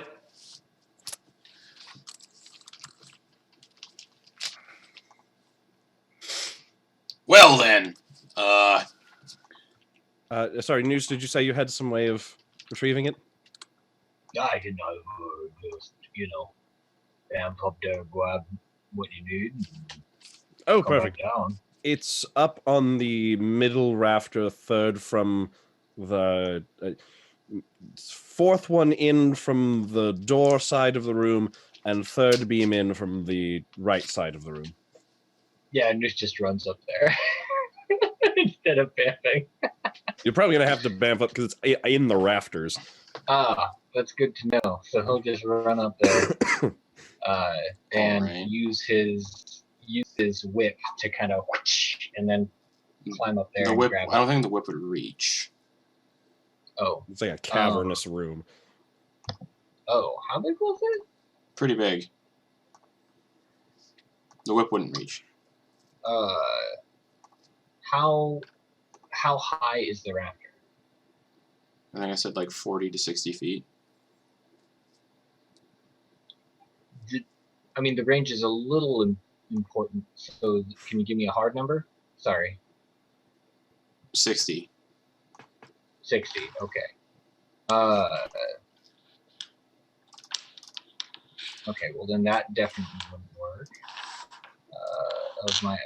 That wouldn't work either. How? Nope, that wouldn't work. Sorry, I'm going through my spell slots here. My spell list. Alright, yeah, I guess I'll use one of my fourth level spells to hop up into the rafters. Okay. You can find it. Oh, what do we have here? I know he'll pick it up. Does he see anything else while he's up there? Nope. Alright. And are there things on the walls or anything on the way down? Not really. Alright, he's gonna get his whip out. Or no, he has rope. He's just gonna use rope Use to get down. All right. Skill. You get down. You run back to the throne room. It does take a while because it was a few floors up. Henry's little office. So I'll say, based on all that, 20 minutes or so pass. Okay. And all the organization leaders are just kind of sitting there, just going, "All right."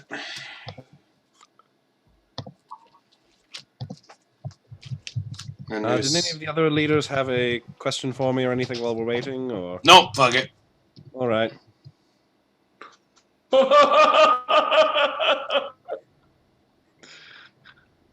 And yeah, Noose comes running back into the room with the codex. And they just start. Yep, they take it and they start just passing it around. And they're like, it takes him about another 25 minutes for all of them to read through it. And they're just like, an Eclipse, you would read through it. And everyone is just like, oh, well then. It's time for us to vote then on the new king or queen. And, yes, and as it dictates, the organization leaders will be voting. So, my vote. Or Alistair votes first, because he's the first. Oh. Huh. Well, I vote, obviously, for Captain Rudder over there. You know, he's helped a lot in the past with pirate conflict. He did burn Monroe's body. He was one of the core factors in the rebellion against her. So, I think I'm going to go for him. Rudder nods. When it comes to Captain Rudder, he's like, or I be voting for Eclipse of the Moon. Or not a moon, of the moon. I be voting for Eclipse.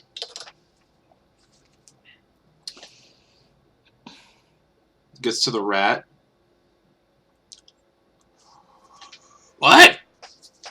Oh, we're voting? Yeah, fuck it. I'll go with Rudder and say Eclipse.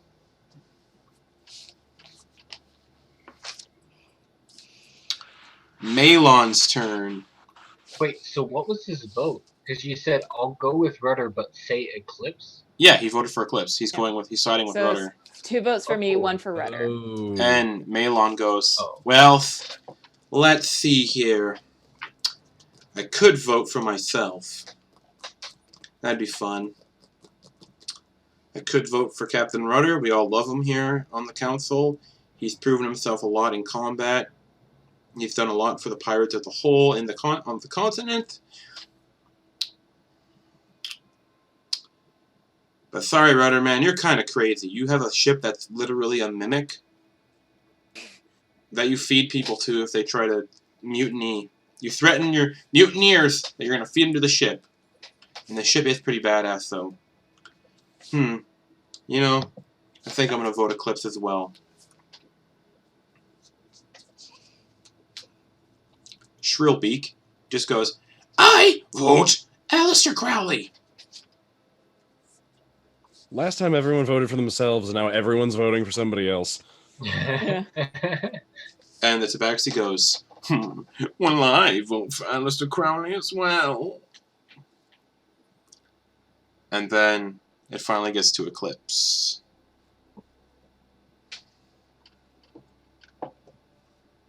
Your first vote as an organization leader. How fun.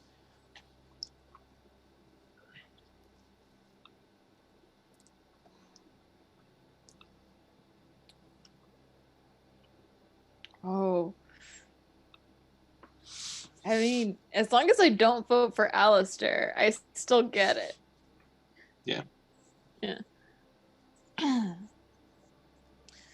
Well, as it seems, at least half of the council approves of the new blood. I will vote for myself.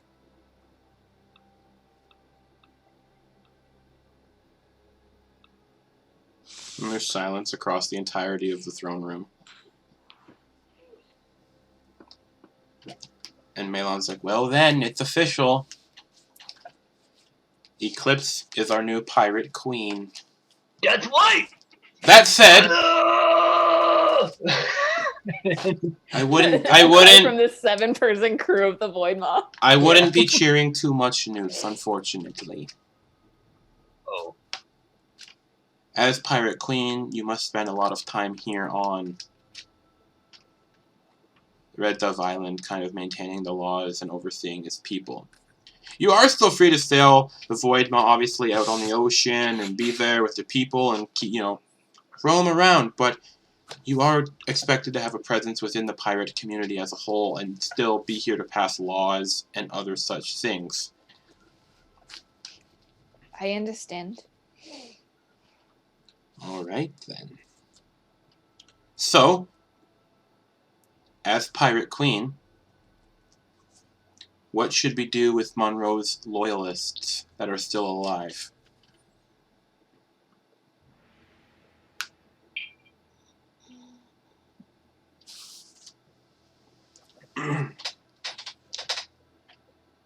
Are there a few of them in the room? Yeah, they're kind of chained up at like the eastern wall. I'm gonna stand and look to them. Okay.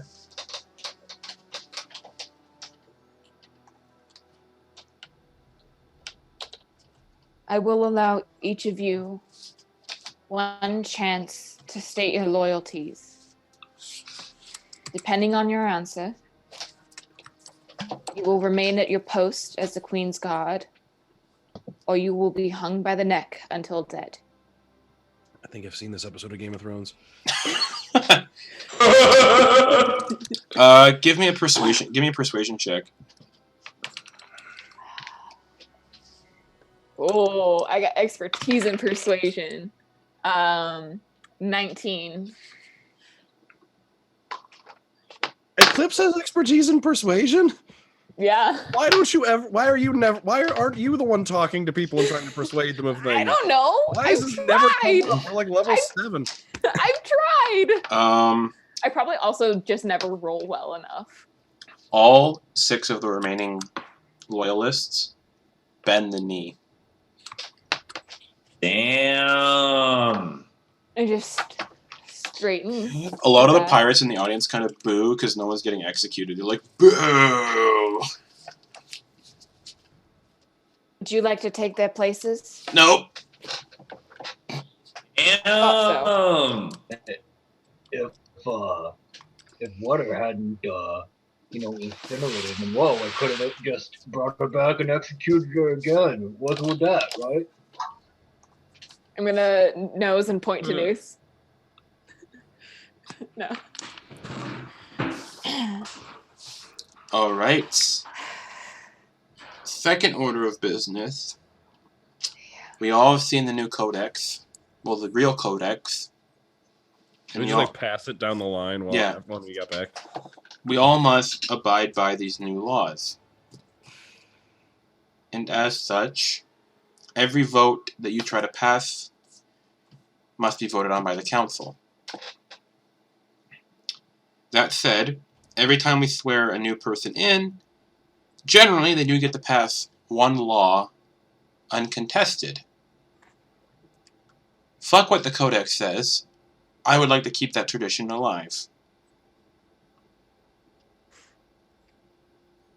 I trust that you're not going to be psychotic about it and be like, oh, I order everyone in this room to just kill themselves. How did you know that was what I was going to say next? That was a joke, Malin. Yeah, she's practically a picture follower. Yeah. I mean, he did resurrect me once. What? Nothing. It was a joke. No, speaking to Noose, they're kind of sat far away. Oh, he said I'm basically a follower of Pipshin now? Unfortunately, a lot of the pirates don't follow religion, so I don't think that'll come into play here. That said, I appreciate it and respect it. What would you like to pass as your first law order as Pirate Queen?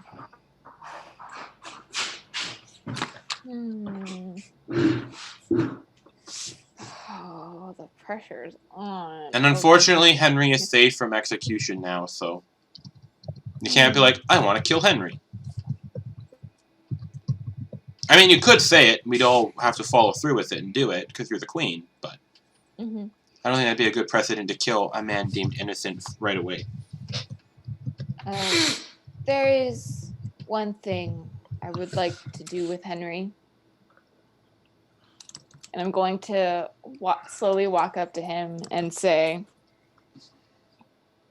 if given the chance, would you repeat your actions knowing the outcome it resulted in? And I'm saying this through Henry's eyes to Carnifex. Damn. So basically, knowing that your side lost, would you do it again? Is what I'm asking, Carnifex. Oh shit. Roll initiative. I was asking an opportunist if we would take a better opportunity. Someone had to hedge your bets and make sure you had someone on. Make sure that there was going to be someone on the winning side, no matter what.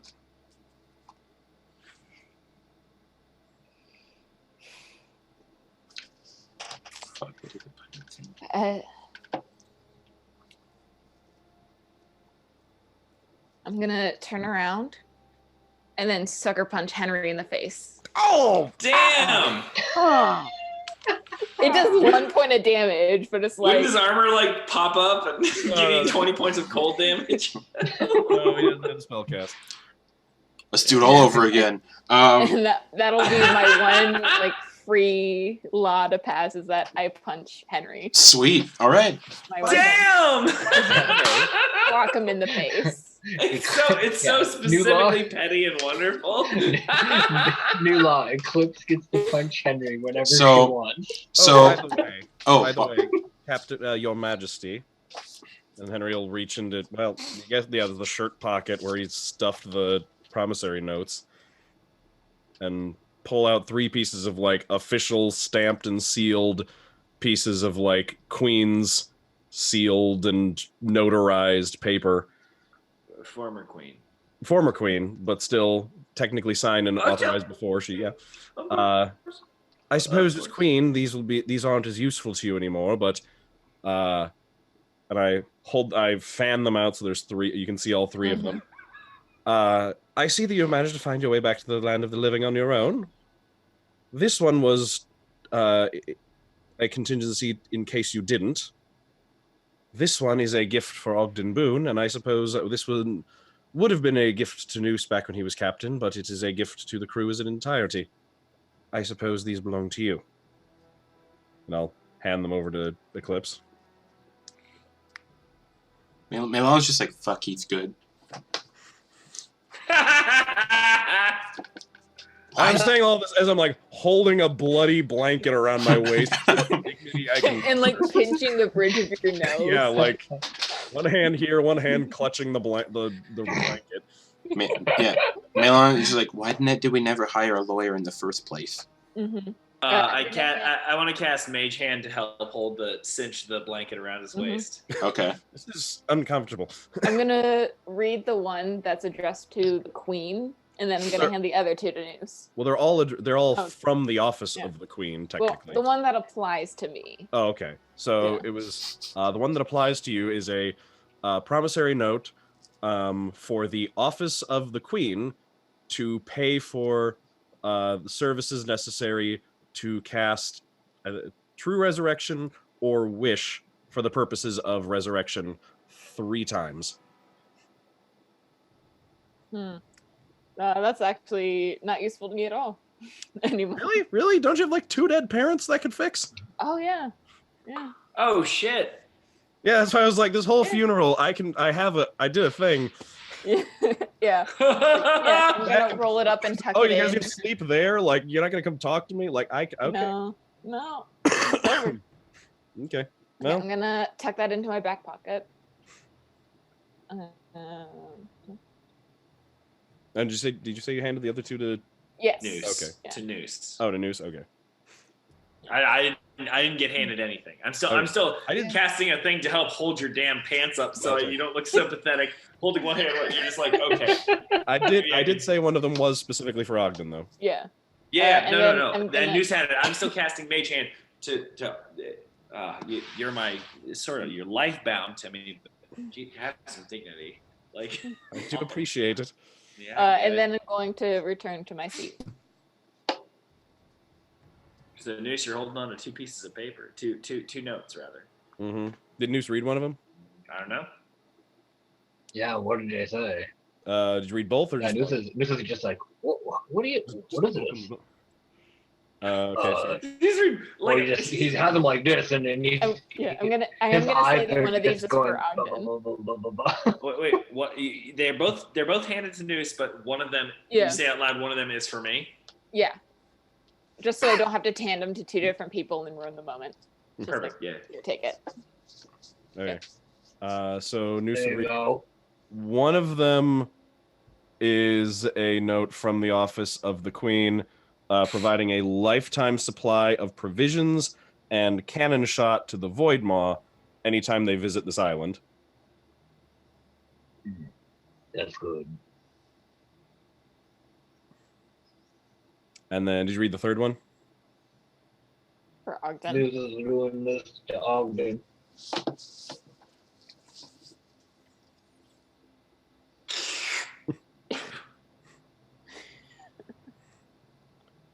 And that one is a promissory note for to pay for services involving a trip to the Feywild.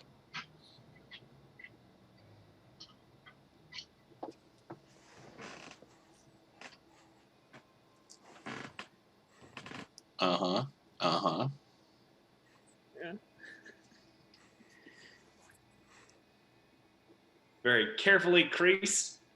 Shove that shit. Hold on. I look at the new queen.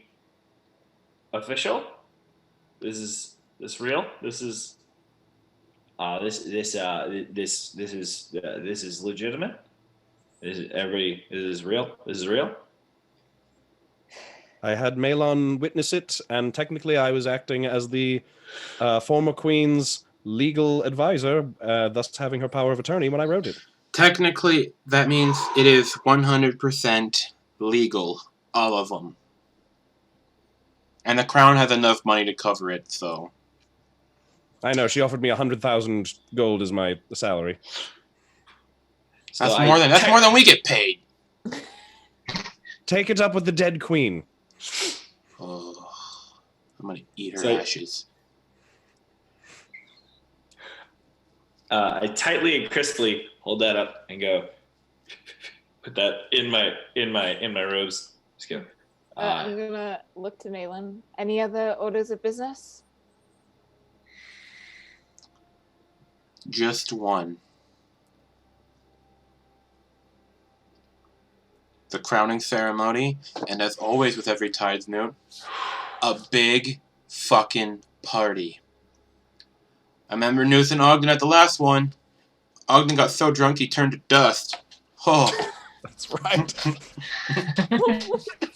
It's Ogden's legacy. So they clear all of the podiums away and they just have the throne now. Mm-hmm. And he's just like, you can pick someone to walk you to the throne, and it'll be any of your friends to help to crown you. You get to choose who crowns you.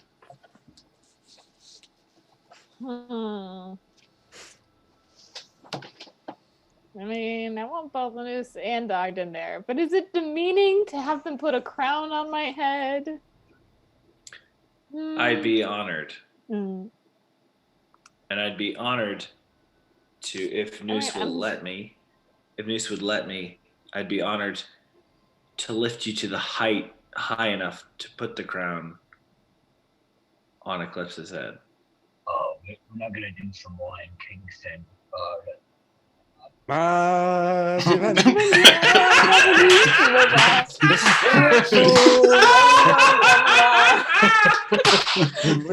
English. Oh, It works because it's Hey, the lion, cat. here Yeah, comes yeah. the lion in Swahili. That's what it means. Oh yeah. It's a lion, here comes the lion, is what it means. Yeah, and because you're a cat person, so Yeah. like it works. Yeah. oh Lord. Newt will, without saying any word, will just nod to Ogden. Just like, it's all you, buddy. I'm too short for this. So Ogden, Then maybe Noose, you can walk her down the aisle. I don't know if it's that type of thing, but okay. well, they said she gets to choose one person to walk him to the throne and crown her. Yeah. Oh. Yeah. All right. Yeah, we split it out. Okay, good. Yeah. So Doing it. Noose, you begin I'll to just lead. flower girl behind. You begin to lead Eclipse to the throne. And Noose is headed on a swivel. We're among pirates. And this is Let me try to find a song They that'll could work really good assassinate for her. this. anything. So Noose is on watch. He's taking the job mean- seriously. I have 69 Yeah, hit yeah. points. I'm invincible right now. Don't you dare say that, Eclipse. I've got 69 hit points though. It's a magic number. It is. So, Noose, you Can't begin wait to, to have a barbarian with 420 hit points. Noose, you begin to Yeah. lead Eclipse to the throne, Oh. and pirates are cheering and screaming in joy. Hooray! Yeah. Henry gets murdered, surprisingly. He gets stabbed and the music's not playing. This sucks. I'm immune so, to being surprised. Good luck. you lead Eclipse to the throne and she sits down. And Ogden approaches. Malon gives you, Ogden, the crown made of driftwood and other bits of sea stuff. What is dead may never die. Hands you the crown and just says, place it upon her head. Before it actually gets to her actual head, He casts wanna- fireball. I want to whisper. And last chance to run away, skip out, Wait, make a hold on. goof. Hey. Has Noose noticed anything about the crown? No. Okay. I just wanted to make sure that it didn't have any, like, corrupting Cursive. influence or curse. Make 2 crowns in a row possess people. Yeah. No. Oh no! No, it's 100% fine. Yeah. Okay. Sorry. It's Sorry, just guys. regular That's just- gold. It's not All of cursed these gold. things are going through Noose's head. He's like walking her down this whole thing, thinking everybody's the fat, and somebody's gonna kill her. Well, then He's I like- wanna, as I nearly put it on her head, and I say, last chance to escape, to walk away. I want to look at Noose, give him a little wink. I've been running all my life. I think it's finally time to take a stand. And I'm just gonna Well, bow my head.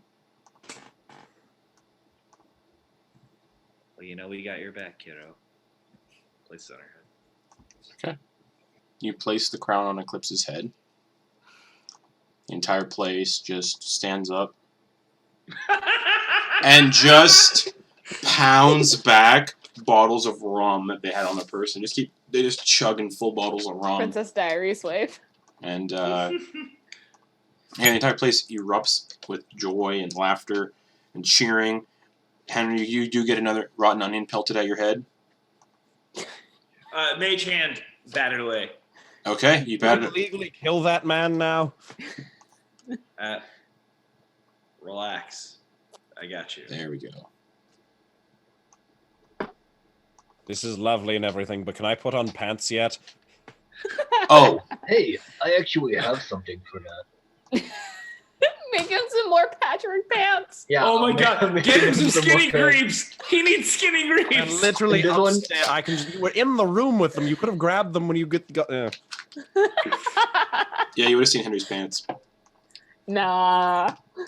Too busy with the codex. And deep Oh. pants. He's gonna make sure that there's a little chain attached to him, and on them is a little monocle. Those are gonna be like a wallet chain, like I'm a scene kid from the early 2000s. Yep. You got a monocle now. Whoa, this dude has seen Hidden in Plain View live for sure. And yeah, while this is happening, you guys, Hmm. there's a time skip, obviously. Epilogue. And that's where that's the wrong music. Oh God. Oh no. Oh, we don't have permission to play that. Or is it the wrong music? Oh. I can confirm that is not Blizzard. That could have been really bad. It was like a 15-second or something. Yeah, I think you cut it off in time. Yeah. How sure are you? But yeah, you guys, there's a time skip. The place gets cleared out, and it becomes a bumping party in the interior of the Driftwood Keep. It's probably nighttime again. We'll say 6 p.m. and everyone's just drinking and partying. Pirates on pirates drink. They're smashing each other with rum bottles. Eclipse, the pirate queen, is partying as well, and Malon kind of approaches you by himself. He's incredibly intoxicated, and he's like, "So, Eclipse." Oh, my queen. Sorry, yeah. Your Majesty. It's all good. All good. You know, I know you guys are like busy dealing with this whole Thunken Lord bullshit and the bullshit with your old captain. You totally don't need to be here all the time because that's a pretty pressing matter, isn't it? Well, I'm gonna lean in like it was a secret. It's like, well, I was kind of hoping, that I could get all the other organizations involved. Well, you are the queen. And, You just say so. I can do that. Yeah, you're the queen. I am the queen. Yeah, I'm the queen. you are. You're the queen. I'm just gonna shout, Queen. I'm the queen to the entire hall. And Malon passes out because he's so drunk. Just. Oh News. no! News, we got one. Oh, dude. At some point, can Henry sneak upstairs to get his pants? Yes. You get your pants. What, you don't like the pair of leather pants made with Allosaurus claws and teeth? I think I want you to picture Henry. I want you to picture Henry's physique. And then just imagine ripped jean shorts. No, just imagine. No, yeah, imagine skinny leather. Oh my God, were they jorts? Henry He's got- shorts, Yeah. but also those really nice loafers, shiny brown loafers with the socks pulled up to his calves, and then just jorts. Vest on top. I like him in capri. I like him in pajama jeans. That's. Did you say pajama jeans? Apparently, you don't watch infomercials in America. But yeah, Henry, you get your pants. You find them, Between Finally. 2009. and you go back down to the throne room. Mm-hmm. Yeah, the party's still pumping. People are drunk. A figure approaches Eclipse, actually. It would be Eclipse because she's technically still now the captain again on the Void Moth. Technically. Mm-hmm. A figure does approach you. The figure stands 7'4", is what you all would know as a Goliath race type. Bald, covered in burn scars, missing his left eye, where an eye patch is. Supremely muscular, covered in pelts of numerous wild boars. Wears a cloak made of crocodile hide. And he just approaches you, Eclipse, and just says, congratulations, my queen. Thank you, tall man. Tall man. have you- Haha.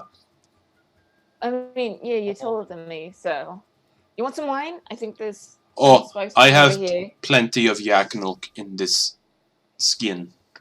As long as you're having a good time, man. Oh, I'm having a great time. I love that little goblin over there. I love his dress style. Oh, Noose, he's great. He's great. I love Oh. him. Hopefully he could. I want him to teach me things. So my name is Quart Red Blood. Quart as in a quart of milk. Quart Red Blood. Or a quart This guy in milk. or a quart of blood. This guy's been on screen for 20 seconds. He's already mentioned milk twice. The deal here. This dude He's is a druid. hard He's up got to for be a milk. druid. I would very Dude, much this dude fucking loves milk. I would very much love to join the crew of the Voidmaw. My old captain is dead. Seen by the little goblin over there. And I would like to pledge my loyalty to the new queen. If that is alright. I didn't really like Monroe that much. She was kind of what you would call a beach. So Mhm. Yes, she was. She was. She killed me. she used to eat she'd eat the people that she killed at sea.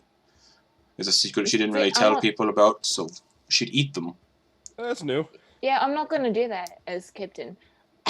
But one thing I will do is ask, what skills can you bring to the crew of the Voidmaw? Well, I have this sword, and he points to a sword on his side. It's got a black hilt, black pommel, orange blade. It's like, I kill things very good. Mm-hmm. Point at anyone in this room, and I'll kill them right now for you, my queen. Gonna take a rain check on that one. What about the lawyer one? Now he's still kind of useful in at least the short term. I understand. And I'd like using him as a punching bag. Understandable. However, It looks like he'd make a good one. you know, it would be really nice since I'm going to be stuck here for probably a long time. Maybe depends on the season. It would be nice if there was someone who could take my place as the more, up close, stabby kind of person on the crew. You can do that? I can most assuredly do that, my queen. Great. Love it. Also, I spoke Malon. I don't require pay. I just want to see the sights and serve the queen. All right. Love it. Well, let me just call the interim captain over. Noose! And I just shout his name across the hall. Come here, Noose! My name. Noose! Eclipse. Trouble. Wait a minute. I'm coming. It's he's coming. He's got a short leg, so it takes him a little bit longer. Yeah, Noose Get gets out of the there. way. Noose, you see Eclipse talking to People just kind of, you don't see news, you just see people going, oh dear. Out. And you eventually make your way over to Eclipse, and you see her standing next to a 7'4" Goliath covered in.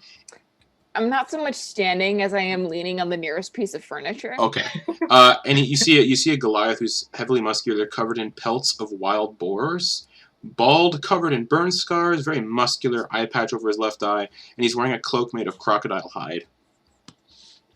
Hey, Noose. Yeah. This is Court. Court Red Blood. Yes, Red Blood. I'd look at my notes. This hunk of meat has a name? Yes, it's Court Red Blood. He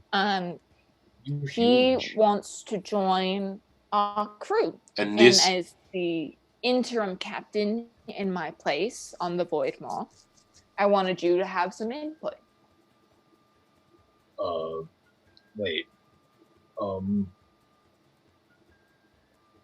What can you do? He kind of does what I do, but with a bigger sword.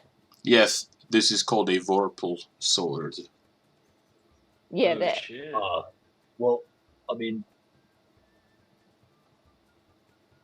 yeah. Oh wait, yeah. No, that sounds good. Great. I don't then require. just kind of. I don't require payment. I just want to see the sights and serve under the new queen. I imagine Newt has to kind of take like 5 steps to the side in order to look Yeah. around this guy Well, to look at Eclipse. Actually, Like- if the payment is in yak's milk, then I am in. And he drinks more from his skin, wipes some of the milk away. I think I can turn somebody into a yak that produces milk. Excellent. I will not complain about the source as long as I have the nourishing liquid of yak's milk. Yeah, there's a guy on our ship that, he owes us a favor. Haha, I was here during the trial. I know who it is. Henry, we have a new job for you. You are now a yak. You. Gross. Oh! Fan art! Fan art! Yak with a ponytail and a mustache. Yeah. Wait, is Moose gonna use polymorph? Question: if someone's been polymorphed, can they still summon a packed weapon? I don't think so. I don't think so. No, Oh, yeah, you you can lose only past use the features, phys. yes. You have your mental traits. Yeah, But you nothing don't have your else. physical Right, you traits. lose your pass. That's why polymorphing a monk into a giant ape isn't as broken as it could be. Yeah. He's like, okay, well, thank you, Noose. Yeah. No problem. He chugs the rest of his yak skin milk that's in there, takes another one off his hip and starts drinking from that one. Ding dang. Welcome to the crew of the Void Maw. Thank you. I will be drinking more of this outside. I don't like parties. Wonderful. It's good to have someone sober on the ship. I don't I don't drink think- alcohol either. I just drink yak's milk. Mm-hmm. Yeah. That's what I figured. And he just walks outside. Great edge. What's Yeah, Ogden? it does. What's Ogden doing doing during this party? He's getting within 30 feet of Henry Lofferton and casting Detect Dots.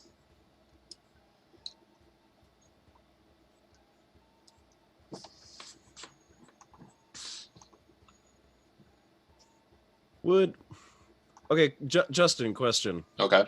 Well, first of all, there's a saving throw for this, right? Yes, I believe so. Only if he pushes beyond the surface level thought. Oh, really? Mm-hmm. Yeah. Okay, all right. So then, question for Justin, because this is a weird circumstance. Yeah. Would detect thoughts get both sets? No. What if the two of them are talking? Then yes. Okay. So then, if Ogden casts detect thoughts, then yeah. Oh man, what are the two of them talking about in their head right now? Probably be Henry. Henry would be like, "Well, I think that went rather well. Are you gonna let us get pushed around and punched in the face and not wear pants again? Because this is embarrassing. Look, I did what I had to. We're safe now. We're not being executed. We would have just teleported out of the gibbet and left. Well, yes, right. You can do that. And it's a moot point anyway. We're fine. We have the pants now and everything. We have the pants. We have Yeah, we're gonna have to work on that. Pant. Yeah. Someone a pack What? weapon, but it's pants. Also, I wanted to ask you something. There was a few times, mostly in regards to the codex and the writing and everything, and the whole second set, and the part where we spoke to Monroe and kind of blackmailed her. Was that you? No, I don't really know. I mean, I kind of know some stuff about laws and stuff, but I thought that was you. No, but see, I don't stand up to people. That's not the thing I do. But I don't know enough about laws to do that. And there's just silence in his head. It's like the two of them are. I want to push deep. Other. Yeah, I was gonna say, and then all of a sudden the I'm gonna push comes deeper. back into his head. All right. 'Cause I'm winning. All right. I'm pushing deeper. All right. Ogden Boon's pushing deeper. I'm pushing deeper. Yeah. Henry, make a saving throw. I don't know what saving throw it is, though. No, don't roll it. Don't roll it. Don't roll it. You roll a 3. You don't make it. Okay. Oh. So what do you get with the tech thoughts if you push deeper? Okay, great. Everything. I'm Childhood traumas. so glad you asked. Ooh, using portents for character things. Okay, great. If it fails, you gain insight to its reasoning, its emotional state, or something that looms large in its mind, such as something it worries over, loves, or hates. So I suppose then, if you push deeper in that current moment in interaction, I guess actually, like, if you're mentally pushing in, you might actually like, kind of be. Is there like a visualization aspect to detect thoughts? Let's say yes. I imagine there's like a chain of eyes and mouth that's talking at like a skinny, sad, vibrating wall, like in my mind. But so what I suppose whatever the visualization of Henry and Carnifex is, if you like delve deeper, the insight I guess you would get is the two of them like get hazy, like the two of their images kind of get hazy at some point and have started to overlap. And there's this like melding that's occurring between their thoughts. Like they're still distinct, but it's becoming a Venn diagram. There is a sliver in the middle that is overlapping. Fuck. What is their what is the emotional state of Henry? There's overlapping, but is that something that worries him? Like, so my goal is Henry more than Carnifex. Like I guarantee that like if I have your mind, like I've got some Carnifex. Yeah. But like the goal is Henry. What is Henry about? Like that's the goal. Right. So I think what I would dig in for. In the moment, you would probably understand what's happening better than the two of them would. Oh yeah. They're like a little in denial about that merging and that Venn diagram aspect of it. Yeah. So there's like this twinge. There's this significant worry from Henry that's causing him to like mentally just shove that aside and like problem for later. Let's not think about it. Yeah. But in thinking about the specific event, what is the memory of the time of I suppose if you're detecting thoughts, you might get some insight of the memory itself too, of him and Monroe, where he was basically like, here's the two versions of the codex. I hid another one. If you try and do anything against me, you're screwed, and I'll release the codex. So, play ball. And so worried about the overlap, the potential for overlap, but kind of thinks on that moment like there's pride and like a sense of like, that was a good moment. That was a good thing. How did we do that? I liked that.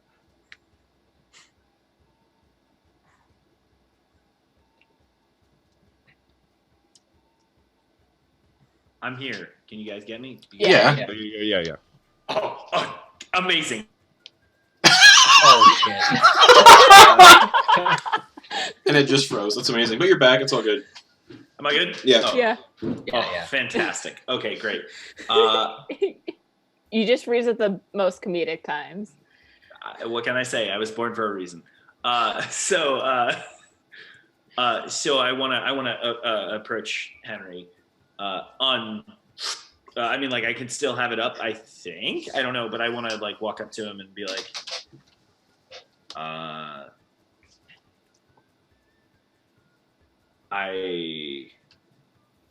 saw your plan. So I'm sorry. What plan? What plan? Do we have a plan? You, and I suppose I'm speaking to the royal you. By the way, I don't mean to interrupt. This lasts for 1 minute. Great. Yeah. And then I was 30 feet away. It probably took me about however many, like probably 45 seconds to get all of that. Was so much. So this is probably going to drop before I get to him, or like correct. As I get to him. I imagine. Yes. I wasn't booking it to him. I wasn't like sprinting to him. It was like a casual walk. Yeah. Yep. We're only 30 feet away though, so. I mean, if I had an apple, I'd probably be eating it just to seem casual. I'm trying to be cool. You have an apple. You picked it up from one of the party tables.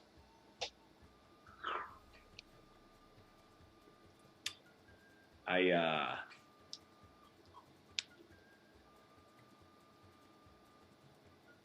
know what you were planning. What do you mean? Planning with what? The switcheroo. I've seen the codex, and I've seen the fake, and I know what you were trying to do. I think I actually told you guys that plan last week. I'm confirming. Okay. No, thank you. But you're right. And I think you, Henry, care about this crew. You were kind enough to take me in. You gave me a passage on your ship when I needed it. I also think of some very fine people, so yes. I also, in the eyes of these pirates, technically have vouched for you. And I appreciate that. And you've seen that I can turn you into barbecue. So I want to say, I'd rather be cool with you than have us both keep our eyes open all the time fighting each other. So if you... I would appreciate that as well. Yes, Henry's gonna like scratch the side of his neck, and like some of his peeling skin, like bad sunburn, is just gonna flake off.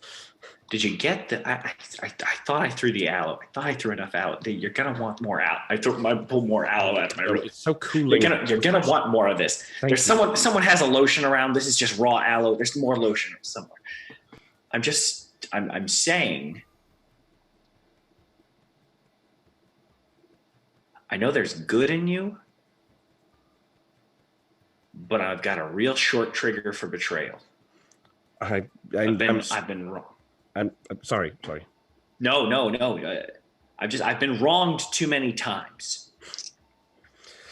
And I'm very sorry. Again, I felt a bit. I'll be honest. I felt a bit left out of the loop. Not necessarily betrayed, but left out of the loop at least when I was brought before royalty and felt like someone was throwing my life away. We're a ship of loose cannons. We are a ship of loose cannons, and I think if we full-time crew you and you become one of the battens for those cannons, I think you got to go all in. And I think you need to figure out how to handle.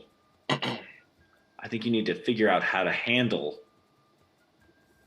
your stronger half and become the stronger half. I certainly agree with that.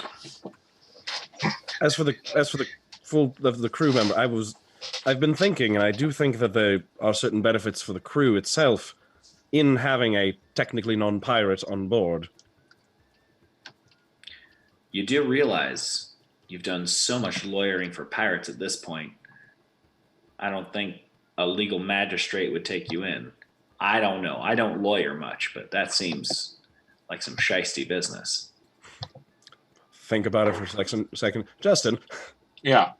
legally speaking, would anything I've done constitute like being considered a pirate at this point, or could I still skate by on my civilian status? You'd probably, at this point, you'd probably be considered a pirate by magistrates and the other people out there.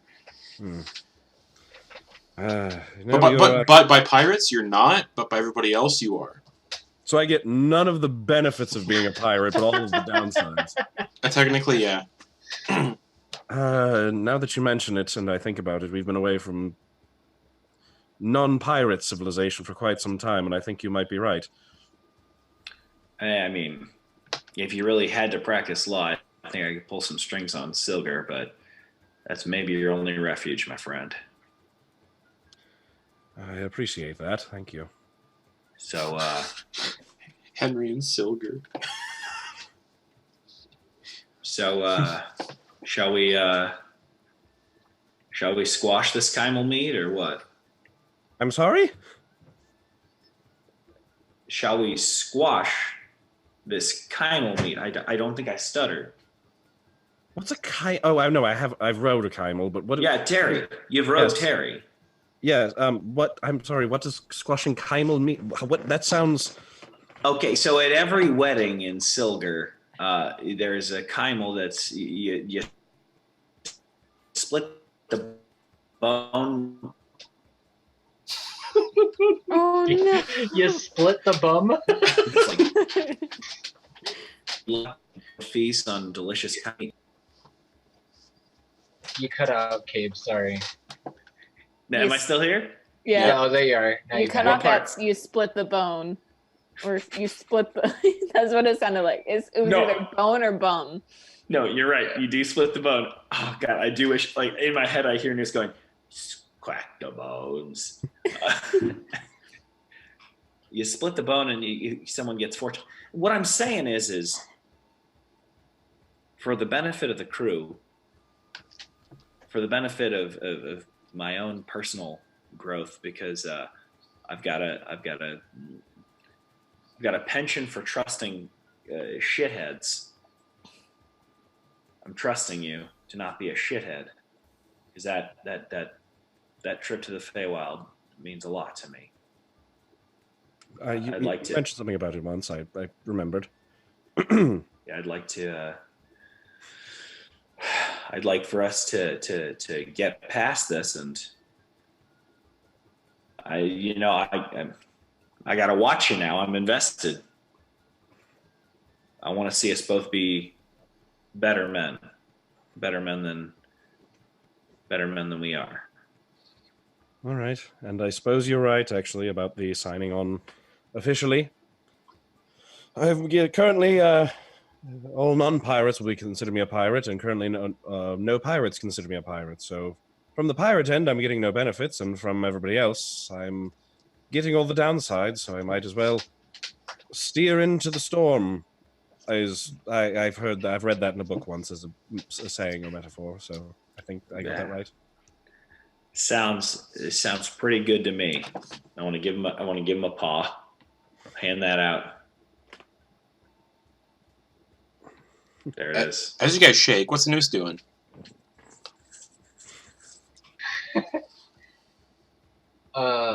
So the Noose, for the first bit, he's skeptical of all of this merrymaking.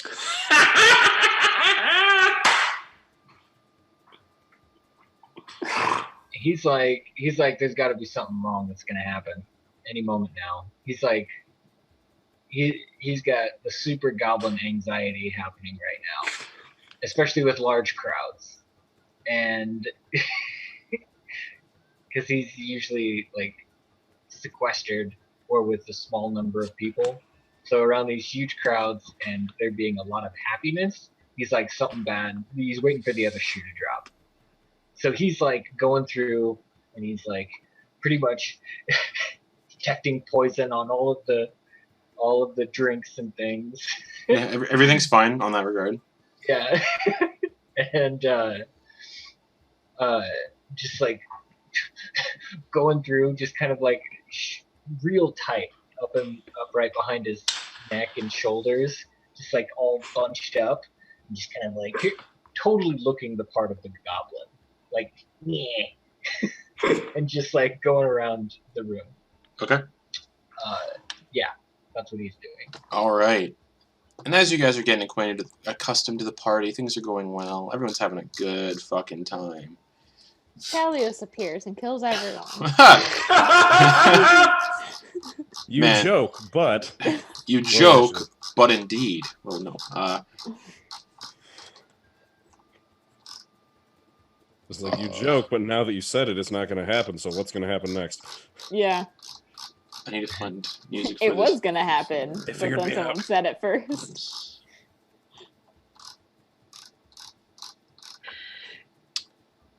Sorry, it takes a long time to look through all my music and find what I need. It also helps when you're looking at the right soundtrack, or the right, you know. Yeah, I can imagine that would help somewhere. Well, that's not on this. You guys hear thunder outside of the out of the Driftwood Keep. Oh. A peal of thunder and a crash of lightning. I heard you Yeah, talking that- shit. Malon gets incinerated. Yeah. Lightning Just bolt like- through the doors. Yeah, it's just like Phil And and Hercules. The party automatically stops. The music goes dead. Everyone looks towards the front doors of the Driftwood Keep. Walking through the front doors, you see a figure standing ash-like in height. A little different. He wants to be. A little different now, though. His hair is a little bit longer now, kind of unkempt. He's kind of growing facial hair at this point, almost like a rough goatee. His outfit hasn't changed much, except that he's kind of wearing like a long black sleeveless kind of coat that looks really fucking cool. It's like matte black, and Of course it is. in his left hand is Cold Snap, the trident that he got from Rainstorm, emanating its cold aura. In his right hand, he's dual-wielding two great tridents. In his right hand is Stormcaller, and he's wielding them both without any fucking issue. But there's another figure with him, walking behind him in a cloud of smoke and mist, as this mist is rolling in with ash, this cold kind of mist. Behind him, you see a figure a little bit taller, maybe a bit taller, about 8'5". Long, big, black, leathery wings. Kind of tentacles coming down from the being's chin. A humanoid-esque face, but twisted in ways. His right hand is that of a crab claw, and the left hand is more humanoid in shape, but tentacles are kind of wreathing around it. And the figure walks into the room, and Noose, you automatically get a chill up your spine at the sight of the other figure. Ugh. And the figure looks over to you, Noose, and just goes, "Long time no see, Noose." And you would recognize this figure as Descendrel.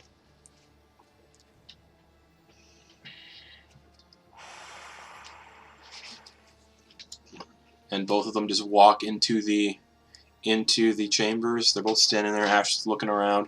And when Ash speaks, you hear Ash's voice, but almost like there's a multi-layer effect. There's Ash's voice kind of on the bottom, barely audible, and the Stormfather's voice on top, and just says, "Well, hello, everyone. I would like to congratulate our new queen." And he looks right at you, Eclipse. "Congratulations. I wish Ash were here to see this, but he's a little preoccupied with, well, being my meat suit, as you can see."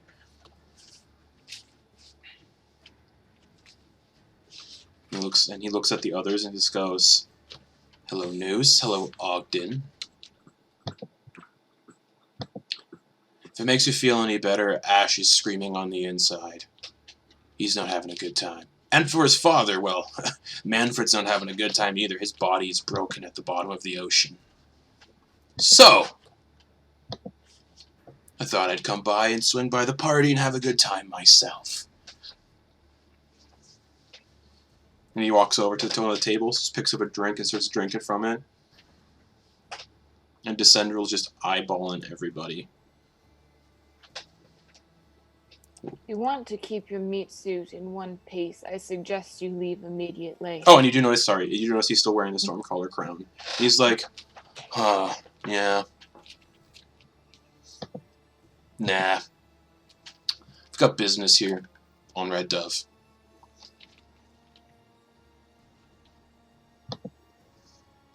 Henry is just gonna like back up into whatever crowd he's standing in. Mm-hmm. And Ash and kind of looks at Henry. Ah, you're new. Who must you be? Take a half step in front of Henry. Hello, Oh.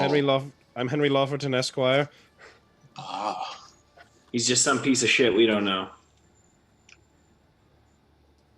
My hand immediately flames up. Quite brave, Ogden Boon. Yeah, well, you suck ass, so there we go. I'm gonna activate the Dagger of Venom for Mhm. today. Okay. He kind of Who just is that? chuckles a little bit.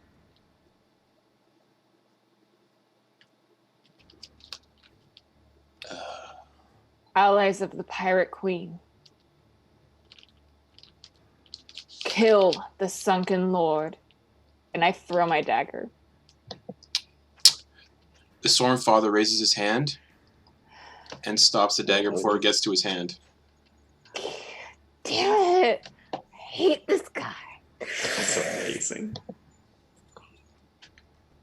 Does Carnifex have any feelings about Descendril? Carnifex is probably not having it. Carnifex does not want to come up to the top here. Just Henry's like, all right, any moment you want to step in? Nope, I'm good, nope, fuck it. I'm just very quiet, like it's far away. Nope, I'm good. You can handle it. And Fine. he just sort of, kind of moves his hand in a motion, and the dagger just comes back to you gently and back into your hand.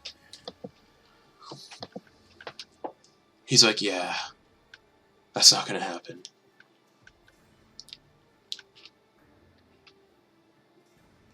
We're here to do a little something up at the volcano.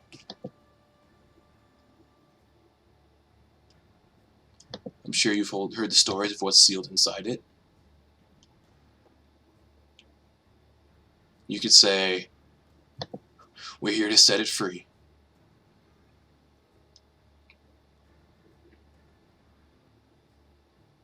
Are you gonna try and have a cage match against your other beast out sinking ships? No.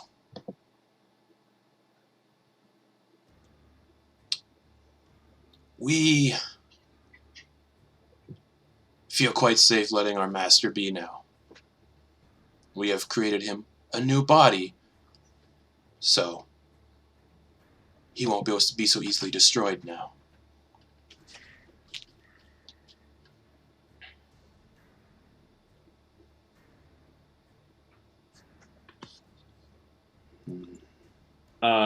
I cast Detect Thoughts.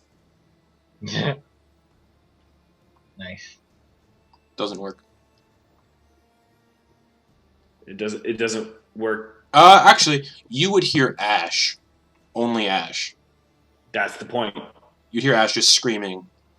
Oh, you son of a fuck! I will fucking kill you! I just rip your tongue out, shove it up your arse, and just obscenities. I push Does he deeper. say, congrats on getting Pirate Queen Eclipse? You go to push. No, you go to push deeper, and legendary resistance. No effect. And he turns his gaze at you, Ogden, and says, "I wouldn't pry if I were you. I could go to the Feywild just like that and make I things wouldn't real be a rough fucking for you." asshole if I were you. I said I'm here to conduct business, and I just wanted to come and congratulate the new queen. Hey. So, I mean, why so cordial? What's going on? Well, you could say I'm just waiting. Waiting for what? I mean, like, Oh, any There's moment, like any at moment least- now.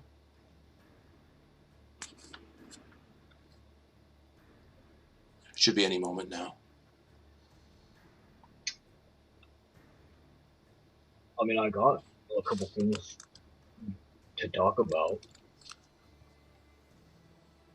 I'm gonna start heading out of the building. You'd have to pass by the Descendril and the Stormfather. I'm gonna see if they let me pass without conflict. I just want to look outside. They do. Right. I'm just gonna look outside at the mountain. At the volcano. Yeah. You see hundreds of what look like soldiers rushing towards the volcano and climbing it. You can't see what they are from this distance, but you do see things climbing it. Are you controlling those things? In part.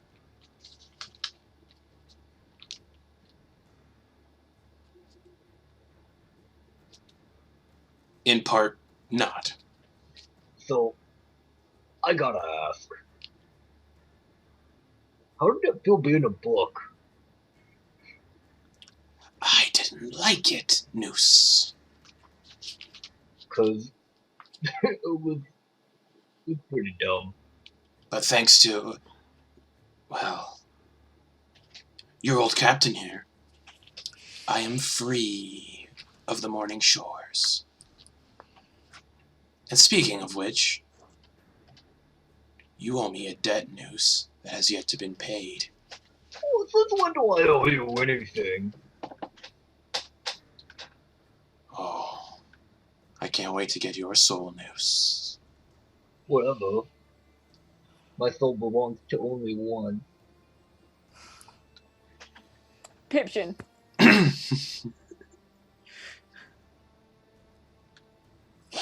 And yeah, Descendril kind of steps back to block the entrance of the keep. His wings kind of flare up.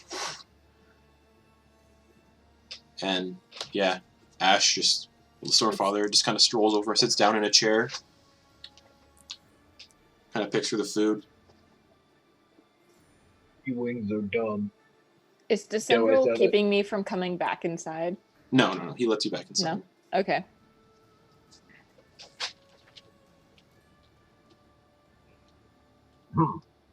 Well, And you guys hear rumbling coming from the volcano.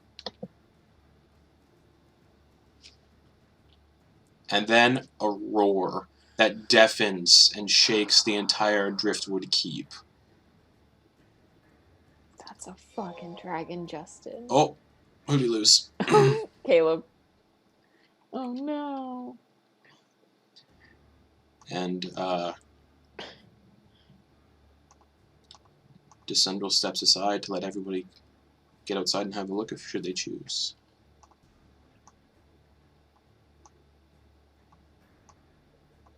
All right. Yeah, I am watching the volcano. You I go back outside and watch see it. a massive entity, a dragon almost like entity, kind of burst from the top of the volcano, kind of leaving the volcano intact, but the top half of the volcano is just reduced to rubble and destroyed. Lava kind of just ejects everywhere, molten rock raining down into the surrounding village. And coming out of the volcano, you see a massive dragon made of what looks like brimstone and molten lava, almost. And it opens up its wings, and its wingspan has to be like 100 feet or so, maybe more. And the thing is massive. And it takes flight. And with each beat of its wings, just tremors echo across the entire, like, ripple through the island.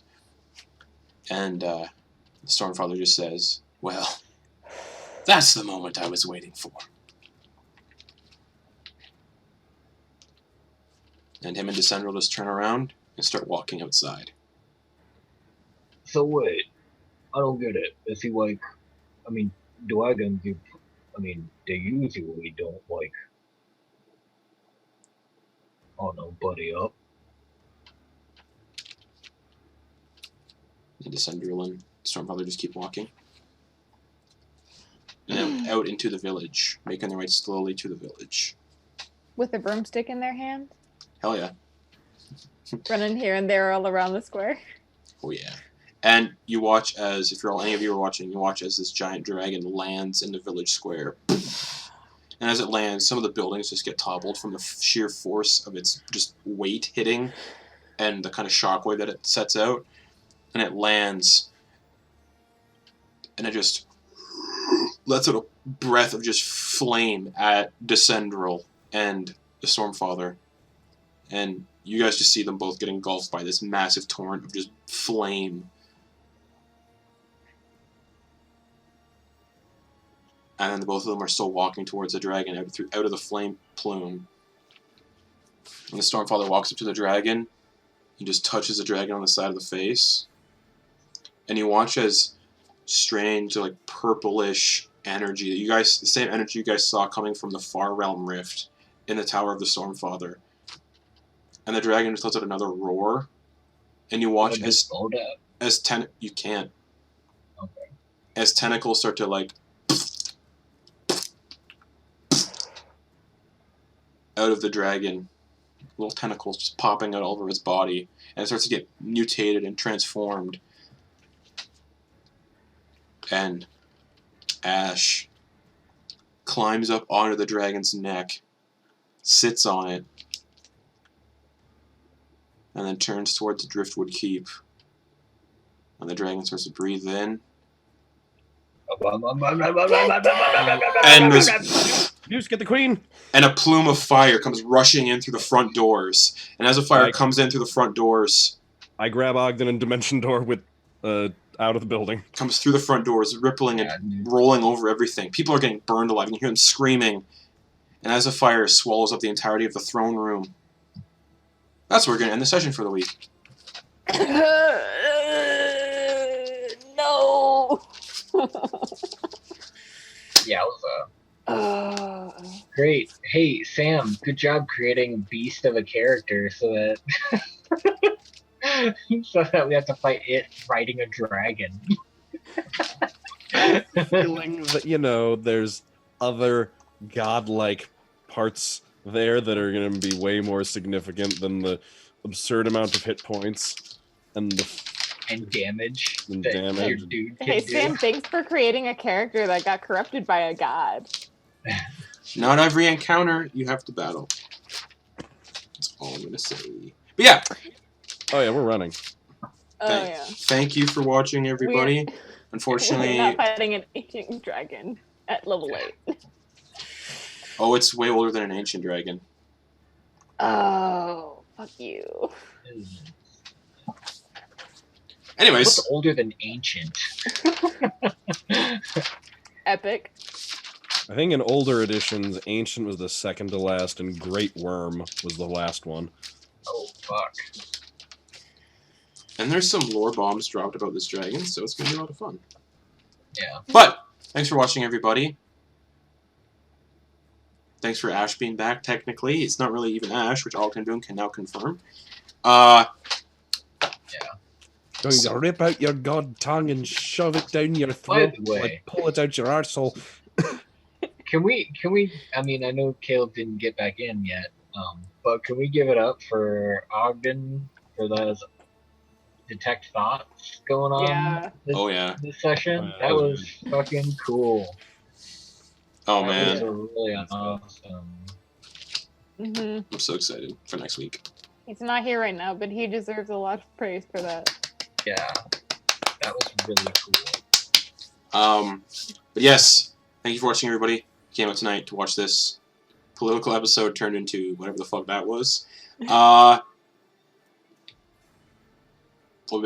be back next week at the same time to continue this little story and see where it goes from here. And tomorrow night we will continue with Curse of Strahd at 7:15 Eastern Time. So tune in for that. You know what I just realized? What? I don't think any of us rolled dice, did we? I rolled twice. Eclipse rolled twice. Oh, okay. I didn't roll anything. And that was it. Yeah, I had. Yeah, Oh, and Ogden rolled his portents, but And Ogden rolled his yeah. portents. And that was it for dice roll in this session. Next week, Nice. we're going to have a little bit more fun and see who did not and who did survive that big old... This was a lot of fun. I really liked this session. Oh yeah. yeah. Great. But Carnifex doesn't like Descend roll. Probably Oh, because he's a demon and not a devil. or maybe he's a little bit more. Anyways, Okay. we'll be back next week. Have a good night, everybody, and remember, come back tomorrow night, 7:15 Eastern Time, to see us keep going with Curse of Strahd as the party makes their way back to Castle Ravenloft, maybe.